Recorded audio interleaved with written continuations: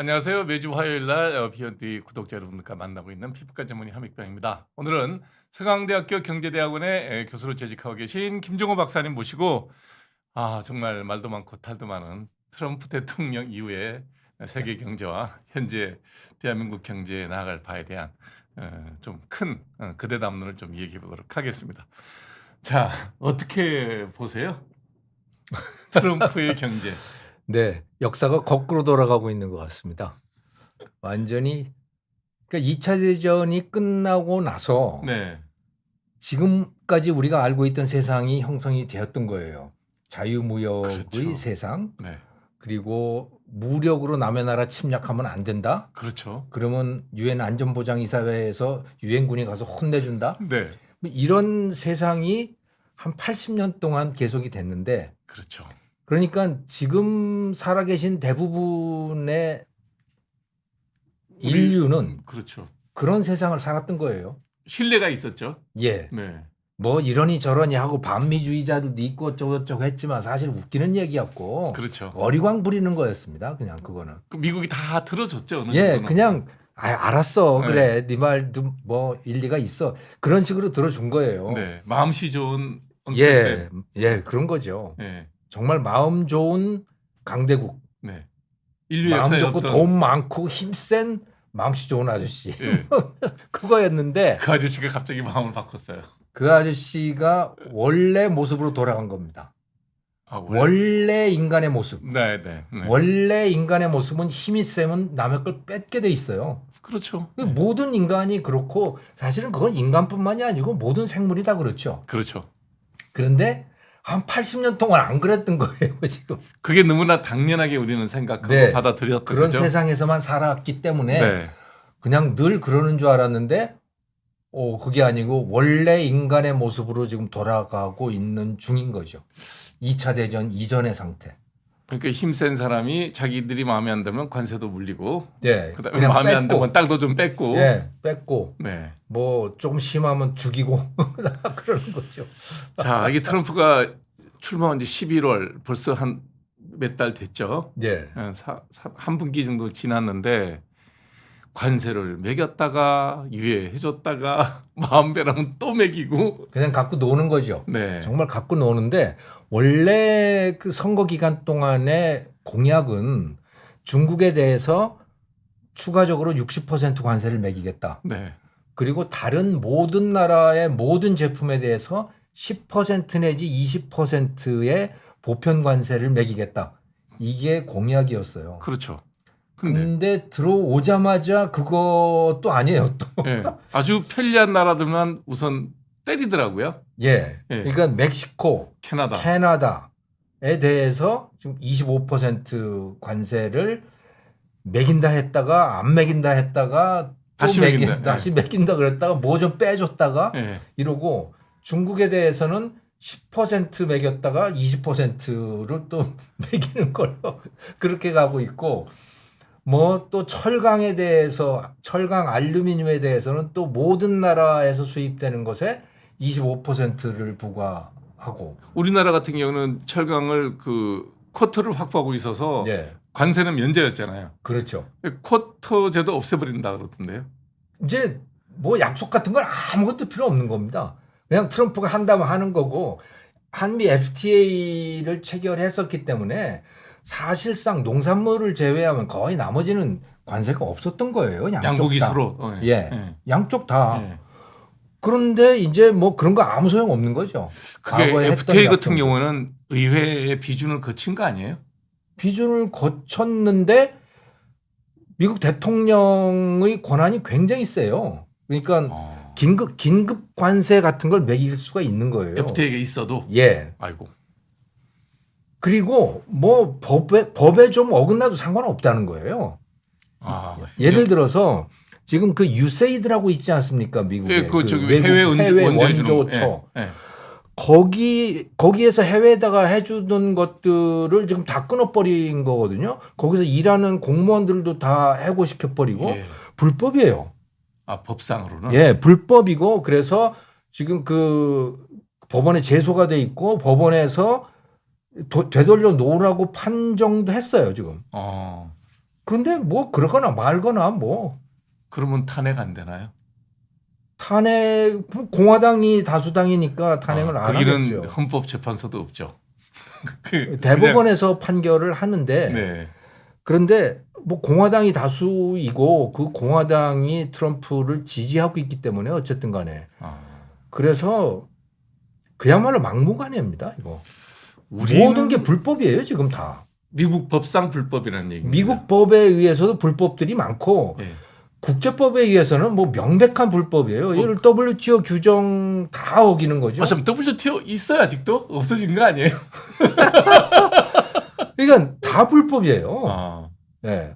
그런데 뭐 난 모르겠어. 법은 모르겠고 뭐 시비 걸려면 걸어. 내가 어떻게 할 건데 날 이거죠. 그러니까 국제법은 그게 논리가 되지만 네. 미국 국내법에 대해서는 대통령도 규제를 받지 않나요? 규제를 받죠.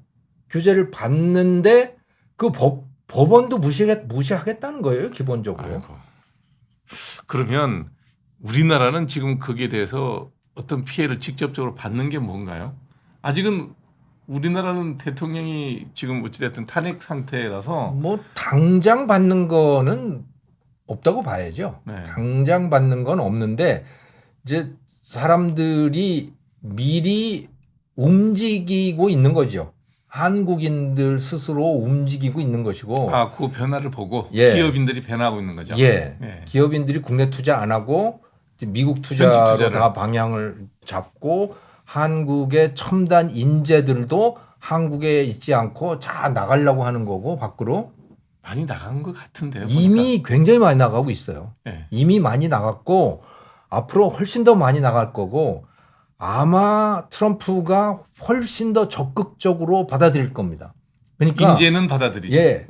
인재는 받아들이고 그 불법 이민자들 그러니까 트럼프의 적극적인 지지층들이 있잖아요. 그 러스트벨트 그러니까 중서부의 옛날 산업 지역 공장 도시들 도시. 예. 그런 도시들의 백인 저학력 노동자들 이 사람들은 사실은 중국이라든가 한국, 일본, 뭐 대만 이런 데 대해서 일종의 원한을 갖고 있는 거예요. 자기 직장이 없어졌으니까 그럴 수 있죠. 예, 그렇죠. 그럴 만도 해요. 네. 근데 능력이 있는 사람은 이게 굉장히 큰 기회였지만 자유무역이라고 하는 게 그렇죠. 능력이 없고 뭐 소극적이고 자기 스스로 바꾸고 싶지 않은 노동자들에게는 재앙인 거예요, 이게. 과거에 했던 대로 그대로 하면 다 직장이 없어지니까. 네. 그런 거죠. 예. 그래서 그들이 불법 이민자들을 그렇게 싫어하잖아요. 내 자리가 없어지고. 예. 네. 그래서 트럼프가 그들에게 약속을 한 거죠. 불법 이민자들 다 추방시켜 버리겠다. 자유무역을 통해서 직장이 전부 다 캐나다나 멕시코로 빠져나가니까 네. 관세 매기겠다. 예. 그것도 약속이 그런 약속의 일환이라고 예. 봐야 되겠죠. 예. 그런데 그러면서 트럼프가 또 약속을 한 게 뭐냐면 큰 비전을 준 거예요. 비전이 뭐냐면 미국을 제조 강국으로 만들겠다는 거거든요. 네. 예. 실제로 하고 있는 그런데 것 같아요. 네. 문제는요. 뭘로 만드느냐는 거예요. 능력이 없어요. 아니 삼성전자 땡겨가고 하이닉스 땡겨가고 TSMC 땡겨가고. 그러니까 가서 당장 거기서 보조금도 주고 그러니까 네. 공장 시설은 한단 말이에요. 네. 일할 사람이 없는 거예요. 그 러스트벨트에 있던 사람들이 일 안 할까요? 그 사람들이 이미 노인네들이고 다 끝난 사람들이고 젊은 사람들. 예, 젊은 사람들은 지금 미국의 실업률이 4% 밑에요. 그렇죠. 네. 완전 고용 상태예요. 완전 고용이더라고요. 그런데 어디 뭘 구하냐고요? 가서 일할 사람이 없잖아요. 지난번 작년까지죠. 2024년까지 한국에서 AI 전공 석박사들의 절반 가까이가 미국으로 갔던데요. 그런 식으로 땡겨가지 않을까요? 그렇게 가는 거죠. 네. 그렇게 가고 또 심지어 요즘에는요. 그러니까 그 미국에 취업을 하지 않은 인재도 영주권 비자를 줍니다. 공과대학 나오고 예. 엔지니어링 스쿨 엔지니어링 한 사람들. 예. 네. 그런 사람들은 그냥 직장이 취업을 안 했는데도 그냥 영주권을 주더라고요. 네. 그런 식으로 젊은 인재들 땡겨가는 거 아닐까요? 예. 근데 앞으로 훨씬 더 할 거라는 거예요. 네. 그럴 수밖에 없는 게 미국 안에서 현재 기존 인력들 가지고는 제조 강국을 만들 방법이 없어요. 이미 완전 고용 상태인데 네. 어디서 무슨 인재가 있어서 공장을 돌리냐고요. 근데 그런 식으로 하면 전 세계 많은 젊은 친구들이 기회를 보고 미국으로 가지 않을까요? 가겠죠. 네. 가겠죠. 그 일이 지금 벌어지고 이미 벌어지기 시작했고 네. 앞으로 더욱 더 심해질 거라는 거죠. 네. 그러니까 우리나라에 대해서 말씀을 드리자면 돈 좀 벌 만한 사람들은 미국으로 가게 돼 있다. 현대제철이 한국에 있는 냉영 공장은 폐쇄를 하고 네. 미국에는 제철소를 뭐 예, 새로 짓는다고 짓는다 하잖아요. 그러더라고. 200만 예. 톤짜리를. 예. 한화도 미국의 필리 조선소라고 하는 거의 폐쇄된 조선소를 인수를 했잖아요. 예. 거기다 조선소를 만드는 겁니다. 그럼 직원은 한국 조선소 직원들이 갈 거 아니에요. 현재로서는 그게 쉽지가 않지만 아, 그걸 열 수밖에 없다는 거예요, 트럼프가. 네. 왜? 제조 강국을 만들려면 사람이 있어야 배 못 되는데 만든다 그러세요? 기존에 있는 사람들 네. 가지고는 미국인들 가지고는 불가능해요. 네. 그러니까 밖에서 데려올 수밖에 없는 거고 그래서 심지어 작년에 트럼프가 선거 기간 중에 했던 이야기는 외국인 학생들 중에 미국 대학 졸업하는 졸업생들은 졸업장을 받는 동시에 영주권 그린카드를 주겠어라고 선언을 했잖아요. 아직 그러면- 뭐 그게 정말 그렇게 할지 안 할지는 두고 봐야 되지만 그러면 갈 거 아니에요. 한국의 고등학생들이. 그게 위기라는 겁니다. 우리는 대책을 세워야 될 거 아니에요. 그러니까 그 대책이라고 하는 게 현재 문화 자체를 바꿔야 돼요, 우리가. 우리나라도 지금 보면 그 회사 입장을 얘기하면 네. 전 세계 고용 자유도를 보면 네. 180개 국가 중에 100등이더라고요.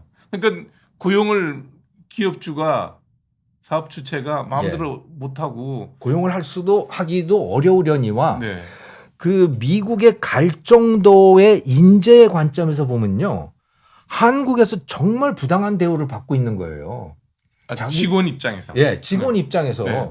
왜냐하면 아주 쉽게 얘기하면 내가 내 실력 발휘를 해서 제대로 비즈니스를 하면 나는 이 회사에다가 1,000억 정도를 벌어다 줄 수 있어, 1년에. R&D를 잘하고 마케팅을 잘해서. 예. 그럴 사람들 충분히 많아요. 많죠. 예. 네. 회사가 한 1,000억 정도 벌어요. 그러면 글로벌 시장에서 제대로 된 노동 시장이 형성돼 있으면 그 사람한테 한 2,300억 정도는 줘야 돼요. 미니멈 10분의 1은 줘야죠. 예. 뭐 그럼 100억은 줘야 된단 말이에요. 1,000억을 벌어왔으면. 그렇죠. 근데 100억은 우리나라 CEO도 못 받아요. 그렇게 주면 노조가 들고 일어나서 그건 말이 안 돼요, 우리나라에서는. 네.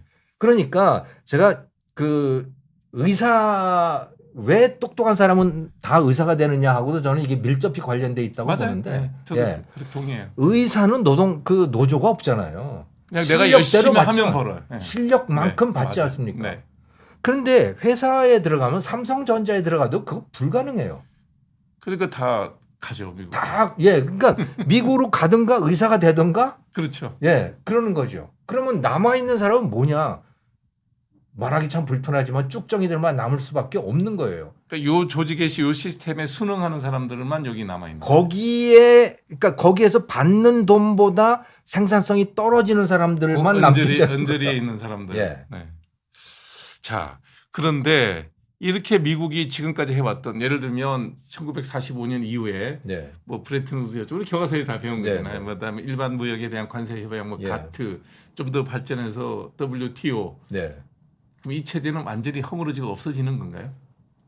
최소한 트럼프가 대통령 하는 이 4년 동안은 없어진다고 봐야 되는 거죠. 그리고 나면 예를 들어 다음 대통령이 누가 될지 모르겠지만 미국에 그 사람이 어떻게 할지는 몰라요. 근데 4년을 했는데 네. 미국의 제조업의 부흥의 씨앗이 보이고 네. 외국의 좋은 기업들이 네. 특히 이제 뭐 우리나라의 대기업은 거의 다 자의반 타의반으로 가고 있는 것 같아요. 대부분 갈 겁니다. 예. 그런데 4년 동안 제조업 부흥 못 시켜요. 그러니까 그 씨앗이 좀 보이고 고용이 늘어나고 네. 그런 형태로 보이면 다음번에 누가 대통령 후보가 돼도 이 길로 계속. 그거는 계속 가겠죠. 예. 그거는 계속 가겠지만 예를 들어 WTO를 이렇게 완전히 해체된 거하고 똑같은 상태로 그냥 둘 거냐? 그거는 몰라요. WTO도 그렇지 UN 안보리도 지금 그런 상태인 거고 뭐 모든 국제기구들이 다 지금 그렇게 돼가고 있는 거거든요. 그러니까 미국이 더 이상 그 국제기구의 n분의 1의 역할은 자기 안 하겠다는 거 아니에요? 안 하겠- WHO도 지금 뭐 돈 안 내겠다 그러거든요. WHO는 거의 뭐 확실하게 탈퇴하는 것이고 네. 미국이 빠진 WHO가 무슨 의미가 있어요? 그렇죠. 중국 아니, 중국은 돈으로 그래. 중국 아니, 돈으로 하나? 돈으로는 그게 가능하지만 네. 그 WHO 그 세계 보건기구 갖고 있는 퍼실리티 그 네. 인적 자원이라든지 시설이라는 게 네. 또 미국이 태반인데.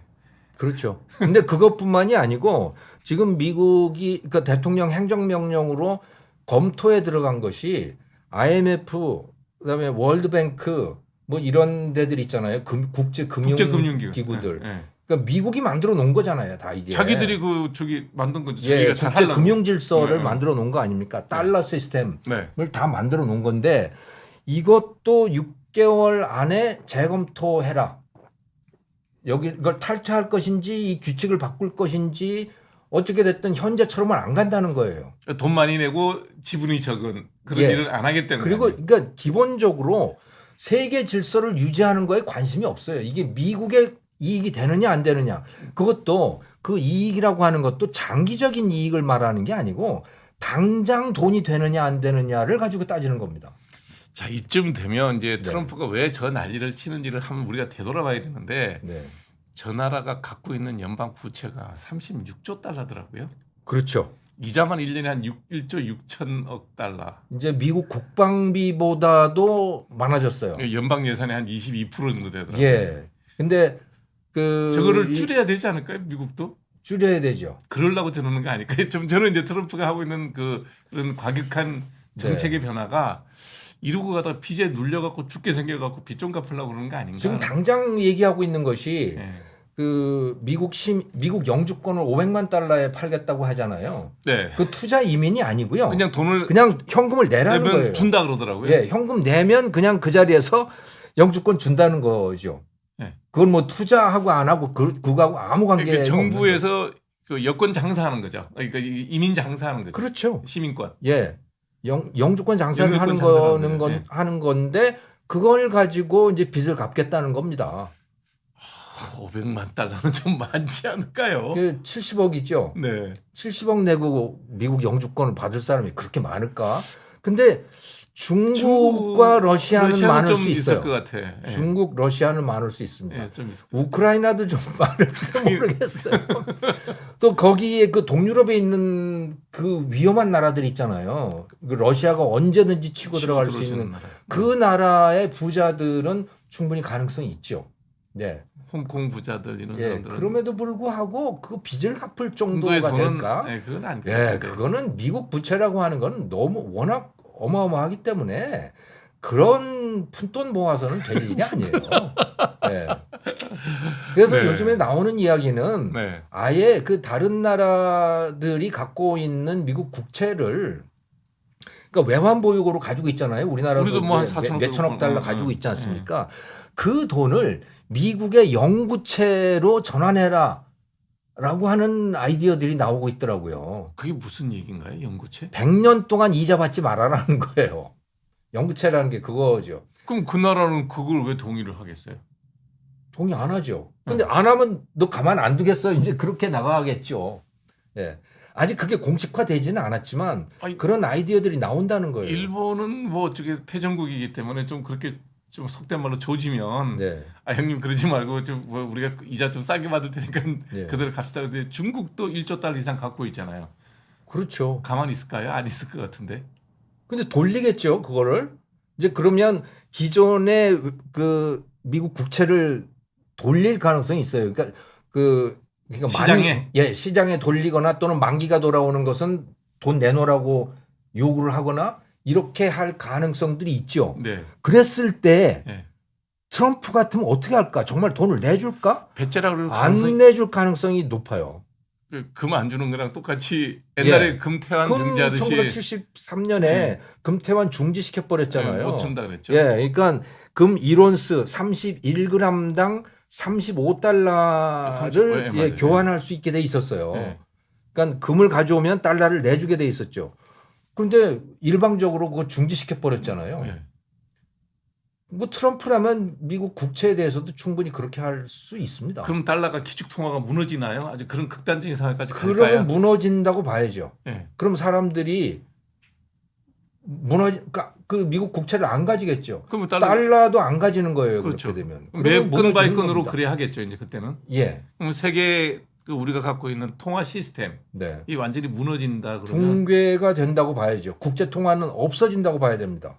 그러면 거래할 때 그때마다 뭐 우리가 중국이랑 거래할 때 위안화 원화를 갖고 직접 우리 얼마씩 계산해서 하자 이렇게 되겠네요. 그렇게 될 가능성이 아니면 높죠. 금 얼마 몇 그램으로 거래하자. 금이 될 가능성도 있고 예. 그러면 비트코인 좀 뜰라나 그건 모르겠어요. 또 변동폭이 너무 심해서 그러니까 달러가 지금 국제 통화인데 달러를 대체할 통화가 없어요. 그러니까 달러가 국제 통화 지위를 잃는다고 하더라도 그런 통화가 등장하지 않아요.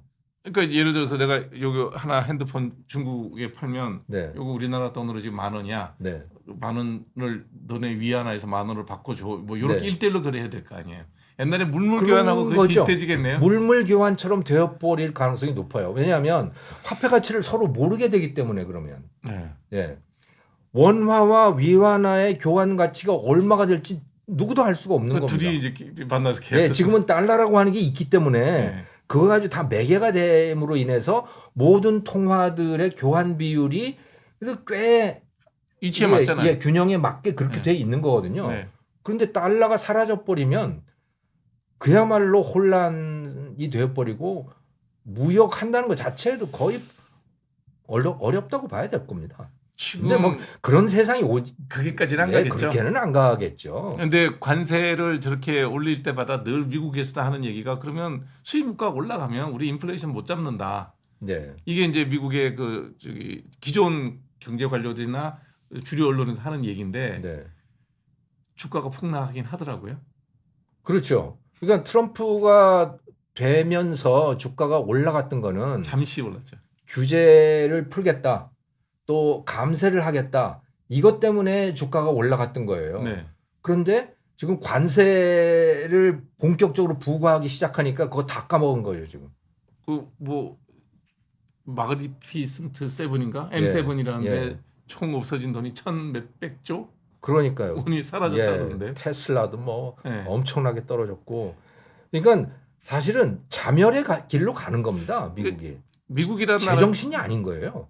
그렇게 이제 만일에 되면 지금 하고 있던 이런 무리한 정책들 기존에 네. 대해서 너무 반대로 가는 이런 정책들이 강행될까요? 트럼프의 지지자들이 반대를 하기 시작하면 저는 바뀔 수도 있다고 봅니다. 결국은 선거에서 중간 선거 때 한번 된통 깨지면 그 사람도 인기에 굉장히 연연하잖아요. 트럼프도. 네. 근데 그야말로 이제 미국 국민들이 다 들고 일어나서 민주당이 아니고 그러니까 공화당이 들고 일어나서 야 이거 아니야 이거 아니야 우리 못 살겠다. 야 못 살겠다 하면 바뀌겠죠. 월가에 금융가에 있는 그 주류 뉴욕이나 이런 월가에 있는 사람들은 애시당초 트럼프 지지자가 아니었잖아요. 그렇죠. 원래 그 사람들은 민주당 지지자들이 많았었죠. 근데 그들도 트럼프 쪽으로 온 사람들이 꽤 많았어요 최근에는. 그런가요? 그 주가가 이렇게 떨어지는 거가 요즘에는 이제 아이고 큰일 났구나. 정말 잘못 뽑았다 생각을 하겠죠. 정말 잘못 뽑았다. 그게 딱 들으니까 우리나라가 생각이 나죠. 예. 예. 아무튼 미국이 자멸의 길로 가는 거예요. 그러니까 그거는 그 인간이 원래 이 경제 시장 현상과 관련해서는 시장을 제대로 이해할 수가 없어요, 인간이. 그것을 이해할 수 있는 그걸 설명하는 학문이 등장한 것도 200년밖에 안 된 거고. 어떻게 설명 좀 해보려고 만들어진 학문이죠. 그리고 그거를 그 경제학자들 안에서도 그걸 제대로 이해하는 사람이 그렇게 많지도 않고. 노벨 경제학상 받은 분 중에 주식 투자해서 돈 번 사람은 케인스 한 케인스밖에 밖에 없다 그러더라고요. 나머지는 다 예. 먹었다 그러는데. 그러니까 그 경제학자들끼리도 하는 이야기가 이 경제학을 이해한다는 거는 이거는 호모사피엔스가 지적 서커스를 하는 거라고 이야기를 해요. 그러니까 직관적으로 도저히 이해할 수 없는 것들이죠. 직관적으로 맞는 처방, 직관적으로 설명이 되는 설명 방식 이런 건 관세가 맞아요. 관세 때리고 그래서 외국 제품 안 들어오면 우리나라 경제 좋아지지라고 그게 아주 직관적으로 이해가 잘 되는 거거든요. 그래서 표는 얻었어요. 예. 근데 그 말이 틀린 거예요. 하니까 지금 엉망이 되고 예. 있어요. 엉망이 되는 거죠. 뭐 그렇게 되면 원가 올라가지, 물동량 줄어들지, 그래서 모든 사람들이 다 살기가 어려워지는 건데, 그런데 직관적으로 본능적으로 판단을 하게 되면 인간은 당연히 관세를 매기게 돼 있어요. 내가 손해를 보는 느낌이 드니까. 그렇죠. 네. 외국 제품 때문에 우리가 망하는 것 같으니까 그걸 막으면 잘 될 것 같거든요. 일단은. 예. 네. 근데 정말 어리석은 짓인 거죠, 그게.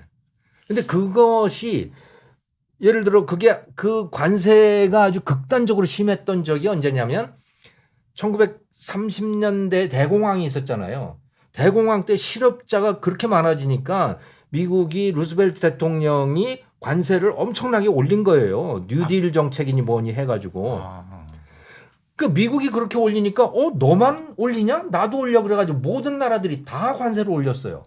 그러니까 국제 무역이 어떻게 되겠습니까? 그냥 확 줄어들었죠. 그렇죠. 완전히 물동량이 확 줄어버린 거예요. 국제 무역이 모든 나라가 다 망한 거예요. 그래서 제일 심하게 망한 데가 독일이라서 히틀러가 집권을 했죠. 그렇죠. 독일도 그러지, 일본도 그러지, 모든 나라들이 다 경제가 망한 겁니다. 그러다가 경제가 다시 살아나기 시작한 게 전쟁 때문에 살아나. 그렇죠. 전쟁을 하게 되면 지금 러시아를 보고 있듯이 전쟁을 하게 되면 일종의 그 완전 고용이 이루어지게 돼요. 러시아가 그렇게 또 괜찮다 그러더라고요. 최근에 성장률이 한 4%까지 예. 되는 겁니다. 전쟁 경제예요, 그게. 그 석유도 못 팔고 가스도 못 파는데 괜찮다 그러더라고요. 그동안 쌓아둔 저축해둔 돈들이 좀 있었거든요. 예. 그거를 그러니까 전쟁 물자 만들고 또 전쟁에서 죽은 사람들 그런 사람 보상금 주고 유죄를 하면서 주고, 예, 그 맞아요. 돈들이 막 풀려 나가니까 경제가 흥청망청하는 거죠. 근데 그거는 그야말로 한계가 분명한 그러면 러시아가 종점이 보이는 경제인 거예요. 그게. 계속 잘 되려면 전쟁을 계속해야 되는 그런 일이 벌어지겠네요. 그럼 망하는 거죠. 예. 그러면 망하는 거죠. 그게 옛날에 2차 세계대전 때 예, 군국주의가 이제 2차 대전 때 그렇게 된 거예요. 그래서 모든 나라들이 공장을 풀 가동을 하잖아요. 왜? 무기를 만들어야 되니까. 옷도 만들어야 되고 먹을 예. 것도 만들어야 되고. 그거 한 10년 정도 하면요. 모두 다 거지가 되는 겁니다. 모두 그러네요. 전 인류가 다 거지가 되는 거였어요. 그러니까 축적되는 게 없고 그냥 쓰고 버리는 거네요. 그렇죠. 쓰고 버리는 거예요. 쓰레기통에다가 그냥 버리고 파괴시키고 하는 거죠. 근데 그게 GDP라는 숫자로 보면 마치 뭔가를 생산하는 것 같잖아요. 일단은 그날 통계되는 그 기간에는 그렇죠. 그렇죠. 네. 뭔가가 이루어지고 뭔가 월급도 받고 그런데 그거 한 10년 정도 하고 나면 완전히 다 이제 굶어 죽는 상태가 되어버리는 거죠. 먹고 살기는 했는데 10년 뒤에 남아있는 축적된 게 아무것도 없네요. 예. 근데 있는 거 다 파괴한 거죠. 지금 트럼프가 저렇게 중국의 그 성장을 네. 막기 위해서 그러니까 중국의 이제 잠재적인 그 가상 적국이 일본이잖아요. 예. 그거를 이렇게 경제적으로 어떻게 좀 단절을 한다 그러나 누르기 위해서 이렇게 관세 전쟁을 한다고 보는 관점도 있던데. 중국의 60% 관세를 매기겠다고 했을 때는 그런 거였죠. 근데 지금은 사실은 오히려 중국한테 좋은 일 시키는 것일 수도 있어요. 어떤 의미에서요? 미국이 저렇게 완전히 망나니처럼 하니까 이제 사람들이 미국에서 떨어져 나가는 거예요. 점점 더. 미국하고 가까이 할 수가 없잖아요. 특히 EU 같은 곳은 지금 아주 심각한 겁니다. 유럽. 독일 같은 데는 예, 심각하다. 독일도 그렇지, 프랑스, 프랑스. 영국 뭐 다 지금 그런 거예요. 야, 이거 미국하고 같이 갈 수가 없네. 그러면 누구하고 손은 잡아야 될 거 아닙니까? 그럼 누구하고 손을 잡느냐? 러시아는 안 돼요. 러시아는 그렇죠. 적이 명백한 그, 적이에요. 예, 뭐 총뿌리를 촛불을 겨누고 있는 있으니까. 적이니까 안 되고 그러면 중국이에요. 중국일 수밖에 없어요. 중국 좋은 일 시키는 거죠. 그렇겠네. 그런 움직임들이 있어요, 실제로. 지금 유럽이 다른 방법이 없잖아요. 그렇죠. 거기도 독일 같은 경우도 우리처럼 제조업으로 먹고 사니까 수출을 해야 되는데 네. 미국에서 저렇게 확 관세 물리고 내몰라라 그러면 어딘가는 예. 물건을 팔아야 되니. 예, 어딘가 물건을 팔아야 되고 어딘가 아무튼 뭔가 손을 잡아야 그래야 시장이 조금이라도 넓어질 거 아닙니까? 그럴 때 그럼 누구하고 하느냐? 중국일 수밖에 없는 거죠. 그리고 중국이 손을 내밀고 있는 거고. 또 EU와 중국과의 관계가 그렇게 발전하고 있나요? 지금까지는 굉장히 안 좋아졌었는데 그 코로나 이후에 네. EU와 중국이 완전히 등을 돌렸거든요. 맞아요. 네. 근데 지금 트럼프가 그 길을 열어주고 있는 거예요. 지금. 막 배척하니까 절로 밀려가는 거네요. 그러니까. 그렇죠. 유럽 국가들의 입장에서는 미국은 도저히 믿을 수가 없는 거고 그러면 차라리 중국이 낫겠다라는 태도들이 생겨나고 있는 거죠. 우리는 그러면 네. 이제 미국이랑 이렇게 어찌됐든 FTA도 갖고 그래도 사실 그 중국과의 어떤 그 디커플링 가능 과정 중에 꽤 많이 네. 미국 쪽에서 수출도 많이 하고 그렇죠. 중국에서 빠지면서 미국으로 굉장히 많이 옮겨갔죠. 600억 이상 무역 예. 흑자도 내고 네. 그런데 이제 트럼프는 이거 틀어막을 거란 말이에요. 분명히. 아니면 우리가 미국에서 많은 뭐 수입을 해야 되고 네. 그렇다고 해서 이제 중국으로 되돌아가려 그러면 현재 우리 국민들의 그 반중 감정이라 그러나요? 저는 감정보다도 중국에 팔 게 없어졌어요. 아 그런가요? 예. 중국이 우리의 큰 시장이라고 하는 거는 한 5년 전 얘기예요. 지금은 중국에 팔 물건이 없습니다. 반도체나 팔면 몰라요. 첨단 반도체들은 중국에도 팔 수 있죠. 그럼 미국에서 못 팔으라고. 예, 그건 근데 차단을 하고 있잖아요. 네. 네. 근데 반도체조차도 D램에 예를 들어서 우리가 한 2년 전에 만들던 거 중국 지금 다 만들고 있어요. 그러니까 레가시 제품은 우리보다 가격이 예. 더 싸더라고요. 예, 예. 싸기 때문에 그래서 우리가 D램 가격을 올릴 수가 없는 거예요. 네. 예. 중저가 제품은 그냥 같이 가격 경쟁해야 되는 상황이니까. 반도체조차도 그렇잖아요. 스마트폰 이제 한국 제품 못 팔죠. 자동차도 못 팔고 아무것도 팔 게 없어요. 중국에다가. 현대가 이번에 다시 중국에 조금 판다 그러던데 베이징 공장을. 아이고 어림도 없습니다. 안 어림도 되나요? 없어요. 예, 어림도 없고 제가 생각할 때 중국에 뭔가를 팔 수 있다면 한국이 중국 사람들이 정말 아쉬워하는 거를 우리가 만들어야 돼요. 그게 뭐냐면 깨끗한 식품, 깨끗한 농산물. 아하, 네. 우리는 중국에 대해서는 최소한 농업에서 경쟁력이 있어요. 신뢰도의 문제군요. 예, 신뢰도에서. 예. 한국 농산물은 믿을만해. 맞아요. 분유가 그랬었어요. 예. 예. 그런데 그러려면 한국의 농업이 완전히 환골탈태를 해야 됩니다. 한국이 기업농을 할 수 있어야 돼요. 지금과 같이 농민 70살 이상 농민들 이거 가지고 어림도 없는 거예요. 젊은 사람들이 20대, 30대가 들어가서 할 수 있는 농기업들이 나와야 돼요. 그거를 한번 LG의 구본모 회장 선치 예전에 했었죠. 하려고 하다가 예, 저기 어디죠? 저기 서해안의 그 매립지에서 그럼요. 온실로 공장, 그러니까 그 공장형 농업을 하려 그러다가 농민들 반대하고 반대해가지고 야당 다, 법석에서 그래서 우리는 수출만 하겠다 아예 그래서 나라 말아 먹는 겁니다. 수출만 하겠다고 했는데도 결국은 안 됐어요. 예. 예. 결국은 그러니까 그거 말고는 근데 경쟁력이 있는 게 없어요 우리나라에. 근데 잠깐 저기 댓글 한번 보실래요? 네. 여기 네. 금이라고 쓰신 분이 있어요. 금금이라는 분이 누군지는 모르겠는데 네. 함가 보고 싶지 않은 사람하고 왜 방송하세요? 미국도 못 갈 사람하고 저런 사람들이 지금 뭐냐면 아까 얘기했던 중국을 싫어하는 사람이에요. 함 가보고 싶지 않은. 아니요. 절 두고 하는 얘기예요. 함가 네. 그 절을 갖고 함가라 예. 그래요. 보고 싶지 않은 사람하고 왜 방송하세요라고 쓴 거예요. 이제 그 우파의 극렬 우파 유튜브를 보는 사람들 중에 저런 분들이 있어요. 그러니까 뭐라고 네. 하면 뭐 탄핵이 이제 그런 얘기 정책인 얘기 저는 하니까 네. 탄핵이 불가피하다 그런 얘기를 하면 화교라 그래요. 그다음에 부정선거가 없었다고 얘기하면 네. 친중 세력이라 그래요. 아, 그러니까 저런 사람들이 지금 우리나라에 꽤 많이 있어요. 미국도 못 갈 사람. CIA 고발했다는 얘기예요. 아 그렇군요. 네. 제가 이제 저도 방송에 그런 이야기는 뭐 많이 들었습니다. 그러니까 이제 제가 트럼프라는 사람이 굉장히 지도자로서 교활하다는 얘기를 했었거든요. 네. 그런 의미의 교활이 아니라 영리하고 교활하잖아요. 자기의 이익을 위해서는. 네. 그런 얘기를 갖고 저런 식으로 쓰는 사람들이 꽤 있어요. 저런 사람들이 지금 우리나라의 정치에 영향력을 주는 사람이에요. 네. 네, 그러니 우리가 과연 트럼프 시대에 저런 사람들과 같이 해야 되는 우리 정치 환경이 네. 누가 정권을 잡든 현명하게 정말 영리하게 잘 대처를 할 수 있을까 걱정이 되거든요. 그러게 말입니다. 네. 뭐 어쨌든 뭐 사실은 사실대로 이야기를 해야 되니까. 네. 예. 이제 그러니까 트럼프가 되고 나서 미국은 완전히 이제 그 외톨이가 되는 거고 저렇게 스스로 말아먹고. 협종 예. 세력이 다수를 차지하고 있거든요. 우리 보수 진영 내에. 예. 현직 대통령이 계엄령에서도 이 얘기를 했잖아요. 부정선거에 외국 세력이 개입돼 있다. 그런 얘기까지. 저도 중국은 싫어해요. 저도 중국은 싫어해요. 예. 중국에 발도 안 들여놓는 사람인데. 근데 그거하고 팩트하고는 다른 얘기죠. 팩트는 팩트대로 얘기를 해야죠.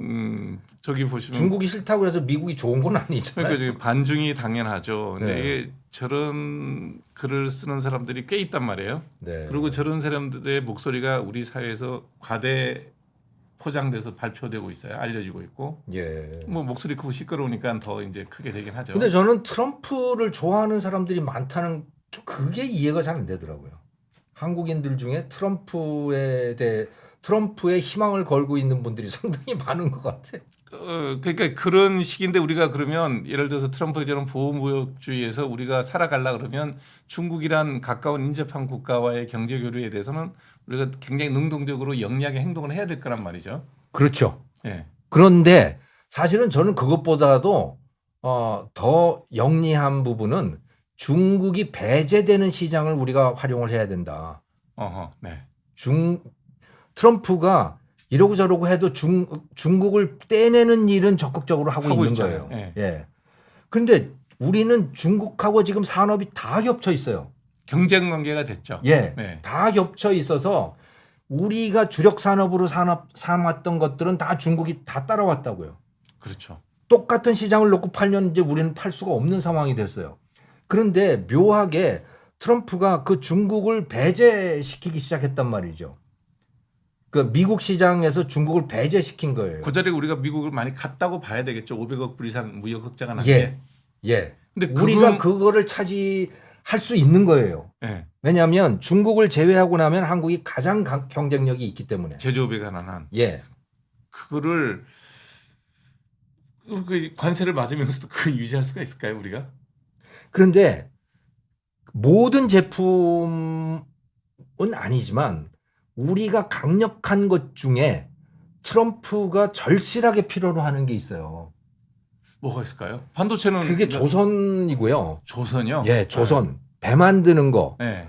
방위산업, 방위산업. 예, 재래식 방위산업, 재래식 무기들. 그러니까 대포 쏘고 뭐 예, 탱크 대포 만들고. 탱크, 네. 그다음에 공격기들 뭐 이런 것들 있잖아요. 네. 비행기 엔진 만들고 하는 네. 뭐 그런 거. 그다음에 원자력 발전 건설. 그러네요. 원자력 발전 건설. 이게 다 절실히 필요한 거예요. 우리도 지난 정부에서 그게 한 몇 년 기술 단절이 있었는데 극복이 가능할지 모르겠어요. 뭐 그러니까 한 5분의 1 정도는 없어진 것 같아요.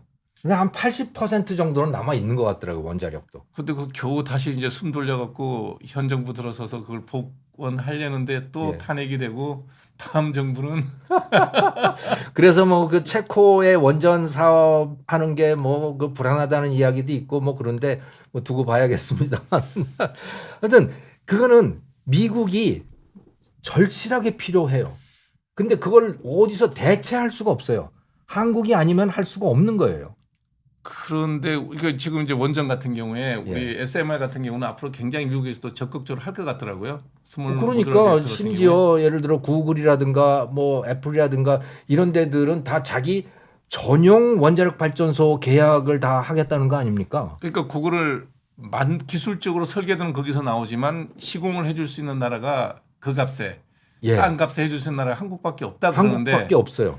그게 비용도 그렇지만 기간도 그렇습니다. 약속된 기간 안에 만들어주는. 예, 미국 기업들이 미국 노동자들이 그걸 만들려면 한 10년씩 걸리는데 한국은 한 5년이면 만든단 말이에요. 그렇죠. 네. 예, 그 비용은 한 3분의 1 정도로 만들어요. 그것을 해줄 수 있는 나라는 그게 중국하고 러시아예요. 그 사람들하고는 이제 담을 쌓겠다는 거 아니에요? 예, 근데 중국은 확실하게 이제 배제시키는 거고. 러시아도 배제가 됐었는데 러시아하고 다시 손을 잡으니까 네. 러시아가 미국 들어가서 원전을 만든다? 어쩌면 그럴지도 몰라요. 그럴 수는. 근데 그러면 민주당은 분명히 반대할 것이고 공화당은 잘 모르겠어요. 근데 러시아가 하고 있는 발전소 그게 우리랑 형이 좀 달라요. 미국이랑 한국이랑. 네. 우리는 경수로 쪽이고요. 예. 걔네들은 뭐 흑연 감속이나 중수로 이쪽이라서 근데 미국의 설계도를 가지고 그들이 그것대로 만들 수는 있을 거예요. 신뢰도 좀 떨어지지 않을까요? 자기가 우리하고 스펙이 똑같은 나라 걸 쓰지 않을까 싶은데. 그렇겠죠. 네. 그렇겠죠. 하지만 러시아가 최고의 원전 강국인 것만은 분명한 사실이거든요. 네. 그러니까 그것도 또 그러네. 푸틴이랑 사이가 좋아져 갖고 원전을 걸로 가져가면 우리가 또 일거리가 떨어지네. 그렇게 될지도 모르죠. 네, 가능성이 그런데 있네요. 공화당 지지자들을 보면 공화당 지지자 중에 러시아를 동맹이라고 생각하는 사람들이 한 40% 되더라고요. 그래요? 4대 6 정도가 돼요. 그만큼 그러니까 러시아의 부정적인 사람과 러시아를 동맹처럼 생각하는 사람이 4대 6 정도가 돼요. 공화당 지지자들은. 그건 중국을 가상적국으로 보니까 그런 생각을 하겠죠. 아마도 그런 것 같아요. 네. 근데 민주당 지지자는 러시아를 동맹이라고 생각하는 사람들이 거의 뭐 한 20%? 그 정도 되는 것 같은데 공화당 지지자들은 그런 사람들이 꽤 많아요. 그래도 여전히 부정적인 여론이 더 크죠. 그렇죠. 오랜 시간 동안 보면. 뭐 예. 가상적국으로 있었으니까. 예.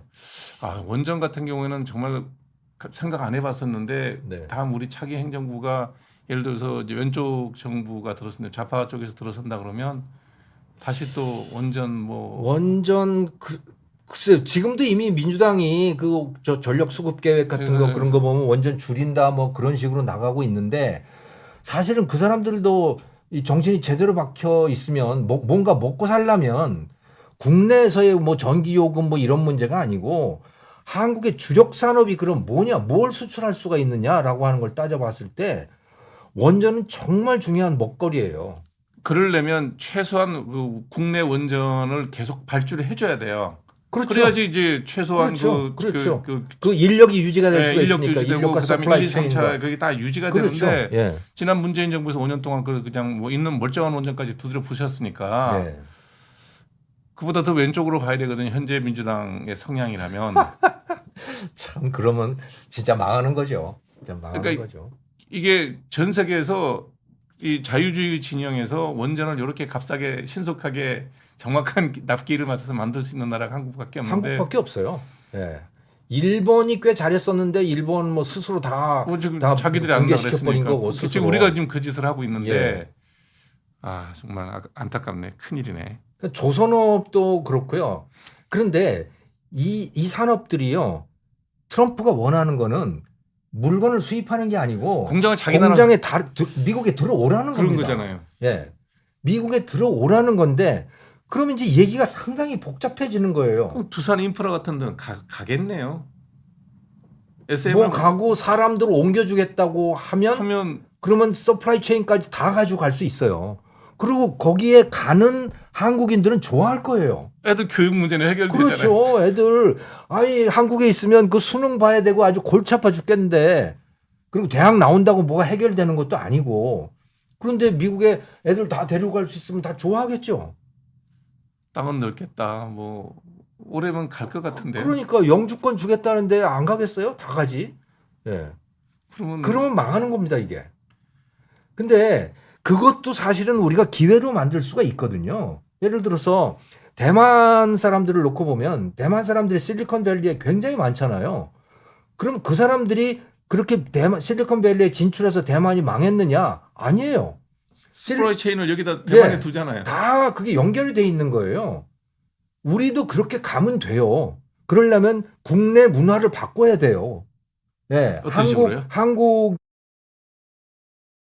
것들을 다 개방적으로 바꿔놔야 돼요. 외국인들이 들어와서 여기서 쉽게 일할 수 있도록 만들어 놔야 돼요. 오늘 중앙일보에 경제민의 헤드라인으로 나온 게 뭐냐면 네. 삼성전자에서 모셔온 인재들이 다 나갔대요.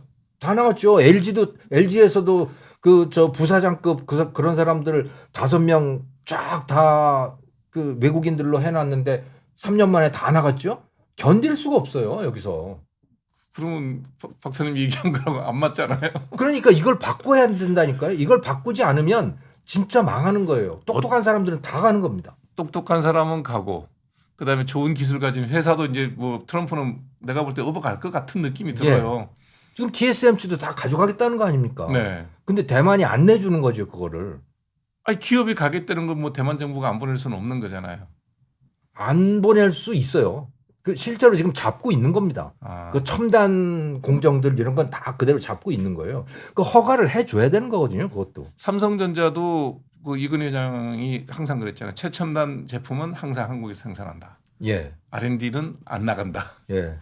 근데 그게 무너질 거 아니에요. 그거 다 들고 오라는 거 아닙니까? 현대제철 같은 경우에도 200만 톤급 제철소를 여기 뭐 과잉 생산이고 남아도는 물건인데 예, 여기 공장 라인 폐쇄하고 거기에다 공장을 짓겠다. 예.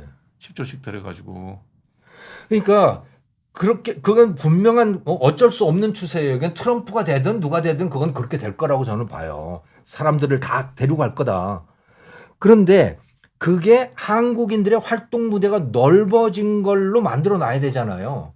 여기랑 끈이 끊어지면 안 예, 되잖아요. 끈이 끊어지면 안 되는 거예요. 밖에 네. 나갔다가도 얼마든지 들어오고 싶고 이렇게 해 놔야 되는 거예요. 그러려면 이 안의 문화가 글로벌 문화가 돼야 돼요. 미국에서 일하는 거나 한국에서 일하는 거나 별로 다를 게 없네?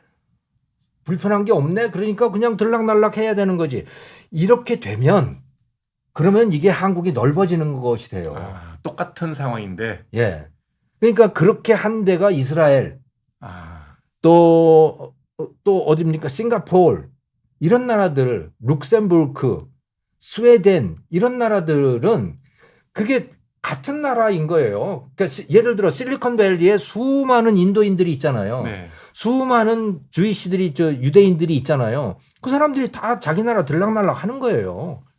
그럼 미국이 자기 나라예요. 자기 사는 땅이 자기 나라 영토 확장이 되네요. 그렇죠. 그런 거죠. 지금 대만도 지금 그런 식이 된 거고요. 그 엔비디아의 젠슨 황이니 AMD의 리사 순이 뭐 이런 사람들 다 대만 사람들이잖아요. 사촌이고 뭐 그런 것 같은데. 예. 그 두 사람은 사촌간이고요. 예. 그리고 다 대만 사람이니까 그 사람 다 중국 이름도 다 가지고 있고 그런 사람들이에요. 미국 이름 맞아요. 예. 그리고 TSMC를 만든 그 장충모라고 하는 사람. 예. 예. 그 사람 대만 사람인데 미국 가서 공부해서 그 사람이 그 어딥니까? 그 사람이 어디 있었더라? 인텔에 있었을 거예요. 아니, 인텔 아니고 어디 뭐 아이고 회사였는데. 기억이 안 나네. 예. 아무튼 그 반도체 회사에 예. 30년 텍사스 인스트루먼트 예, 있었어요. 텍사스 인스트루먼트. 예, 거기 있었어요. 30년 동안을 있다가 대만으로 돌아온 거예요. 예. 돌아와서 TSMC를 만든 거죠. 맞아요. 예. 그러니까 그리고 TSMC의 문화는 어쩔 수 없이 그건 미국식 문화일 수밖에 없었고, 그래서 미국하고 거의 통합이 되어 있는 거죠. 그 서플라이 체인이라고 하는 게. 그러니까 미국에서 반도체 만들려면 다 TSMC 와서 만들잖아요. 죽은 영은 다 거기 가죠. 예, 예. 그러니까 그렇게 되면 되는 거예요. 네. 그렇게 되려면 어떻게 돼야 되느냐? 한국이 글로벌화가 돼야 되는 거예요. 우리가 열려야 된다. 예, 우리가 열려야 돼요. 그런데 지금 우리나라 사람들을 보면 대만보다도 저는 80년대에 미국 가서 공부를 했습니다만은 그때 공부했을 때 대만 유학생보다 한국 유학생이 훨씬 많았어요. 2배 그렇죠. 넘었어요. 네. 그런데 미국 실리콘밸리에 일하는 한국인들이 얼마나 되느냐? 찾아보기 힘들어요. 다 들어왔어요. 우리는 그때 다 공부하고 다 들어와서. 예, 들어와서 나가지도 않아요. 삼성전자, LG전자 다 그래서 만들어진 거 아니에요? 예. 우리는 일본하고 굉장히 문화가 비슷해요. 예. 일본을 욕하는데 일본하고 굉장히 비슷하게 폐쇄적이에요. 우리가. 저기 누구지? 무슨 저기 뭐야? 총균세 쓰신 분. 예. 제렛 다이아몬드. 제렛 다이아몬드 교수가 쓴 책의 총균세 맨 후위에 보면 한국하고 일본은 인종적으로 아주 유사하다고. 예, 쌍둥이에요, 사실은. 인종이 유사하다 그래요. 미토콘드리아 분석한 걸 갖고 썼더라고요. 예. 닮았죠, 그러니까. 예. 그러니까 우리는 나가면 안 들어와요. 나가서 미국에서 자리 잡으면 들어올 이유가 없는 거예요. 나중에 맞아요. 퇴직하고 나서 뭐 네. 의료보험, 건강보험 때문에나 들어올까 뭐 그러네. 이렇게 되면 망하는 겁니다, 이게. 저 아레파님은 왜 네. 자꾸 미국만 보죠? 인플레 기정사실의 소비 위축인데 네. 지금은 유럽 상대로 장사를 해야 된다. 방산이나 화장품이나 에스테틱이나 어떻게 보세요? 유럽 상대 장사하면 좋죠. 네. 장사하면 좋은데 그 장사가 그렇게 잘 되느냐는 거고 예. 유럽은 죽은 동네예요, 사실은. 성장을 안 하고 이제 거꾸로 가는 동네다 저는 그렇게 봐요. 예. 그리고 유럽 사람들이 외국 제품을 잘 받아들이지도 않아요. 거기도 아주 그냥 보수적이고 수구적이죠. 예, 그래서 트럼프가 유럽에 대해서도 관세 25% 때리겠다고 하는 게, 아, 너희들은 말이야, 미국 잡아먹으려고 너희들 EU라고 하는 거 유럽 연합 만들었잖아. 뭐 이런 식으로 욕을 하고 있는 게, 뭐, 그게 100% 맞는 말은 아니지만, 네. 뭐 100% 틀린 말도 아닌 겁니다. 반쯤은 맞다고 봐야죠. 예, 그러니까 굉장히 폐쇄적이죠. 예. 근데 지금 유럽이 이번에 뭐 EU 집행부에서 결정한 게 한 1,200억 달러인가? 1,200조 원인가? 뭐 엄청난 돈을 방위비에 방위 산업에 쓰겠다고, 쓰겠다. 예, 방위 산업에 쓰겠다고 했고 그만큼 그들이 무기를 만들 수 없어요. 그러니까 그게 그래서 우리나라 방위 산업이 거기에 좀 기회가 있지 않을까요? 그래서 폴란드에 이미 많이 팔았고, 들어갔죠. 예. 예, 다른 나라들에서도 예를 들어 핀란드라든가 뭐 에스토니아라든가 이런 데서도 계속 이제 뭐 상담이 오가고 있고 그렇습니다만은 근데 물건 팔 수 있으면 팔아야죠. 팔지 말자는 얘기가 아니고 한국의 위기를 말씀을 드리는 겁니다. 네. 한국 사람들이 유럽으로는 안 가요. 한국 사람들이 폴란드 가서 살지도 않고 한국 사람이 독일 가서 살지도 않아요. 맞아요. 한국 사람들은 어디 가서 미국에서는 가서 살고 싶어 해요. 거기는 좀 왠지 좀 만만해. 예. 이미 많고 한국인들이. 그러니까, 예. 한국 식당도 많고. 그러니까 한국의 지금 인재 탈출이 한국의 굉장히 큰 위기입니다. 그렇죠. 이걸 그리고 막을 방법도 없어요. 왜냐하면 나가겠다는데 어떻게 해요, 그걸. 그 당사자가 나가겠다는데 중국으로 나가는 거는 중국 사람들도 중국 기업들도 한국인들을 많이 원하잖아요. AI 쪽은 무지개 빼간다 그러더라고요. 예, 하지만 한국인들이 자기 가족을 데리고 중국 가는 거 원치 않아요. 나만 가지, 나만. 예, 예. 돈만 벌고 그냥 오려고 하죠. 예. 하지만 미국은 얘기가 다르다니까요. 그러니까 중국 나간 사람은 한국으로 돌아와요. 예. 미국 나간 사람은 한국으로 안 돌아온다고요. 현재 상태에서는. 그렇죠. 예. 그 사람들을 오게 오고 싶게 만들어야 돼요. 우리가 열려야 되는군요. 예, 우리가 바뀌어야 돼요. 근데 한국 사람들이 안 바뀌어요, 그거를. 안 바꿔. 어떻게 하면 될까요? 그거 유치원부터 바꿔야 됩니다, 이제. 그러면 시간이 많이 걸리죠. 많이 걸리죠. 어쩔 수 없어요. 그러니까 유치원부터 최소한 고등학교부터 바꿔야 된다, 저는. 그렇게는 하는데 예. 지금 경제 활동을 하고 있는 그 젊은 사람, 중장년까지는 그거는 저는 방법 없다고 봅니다. 아, 현재 대학 다니고 있는 사람들부터는 이거는 방법이 없다. 그냥 전통적인 한국인으로 그냥 갈 수밖에 다른 방법이 없다.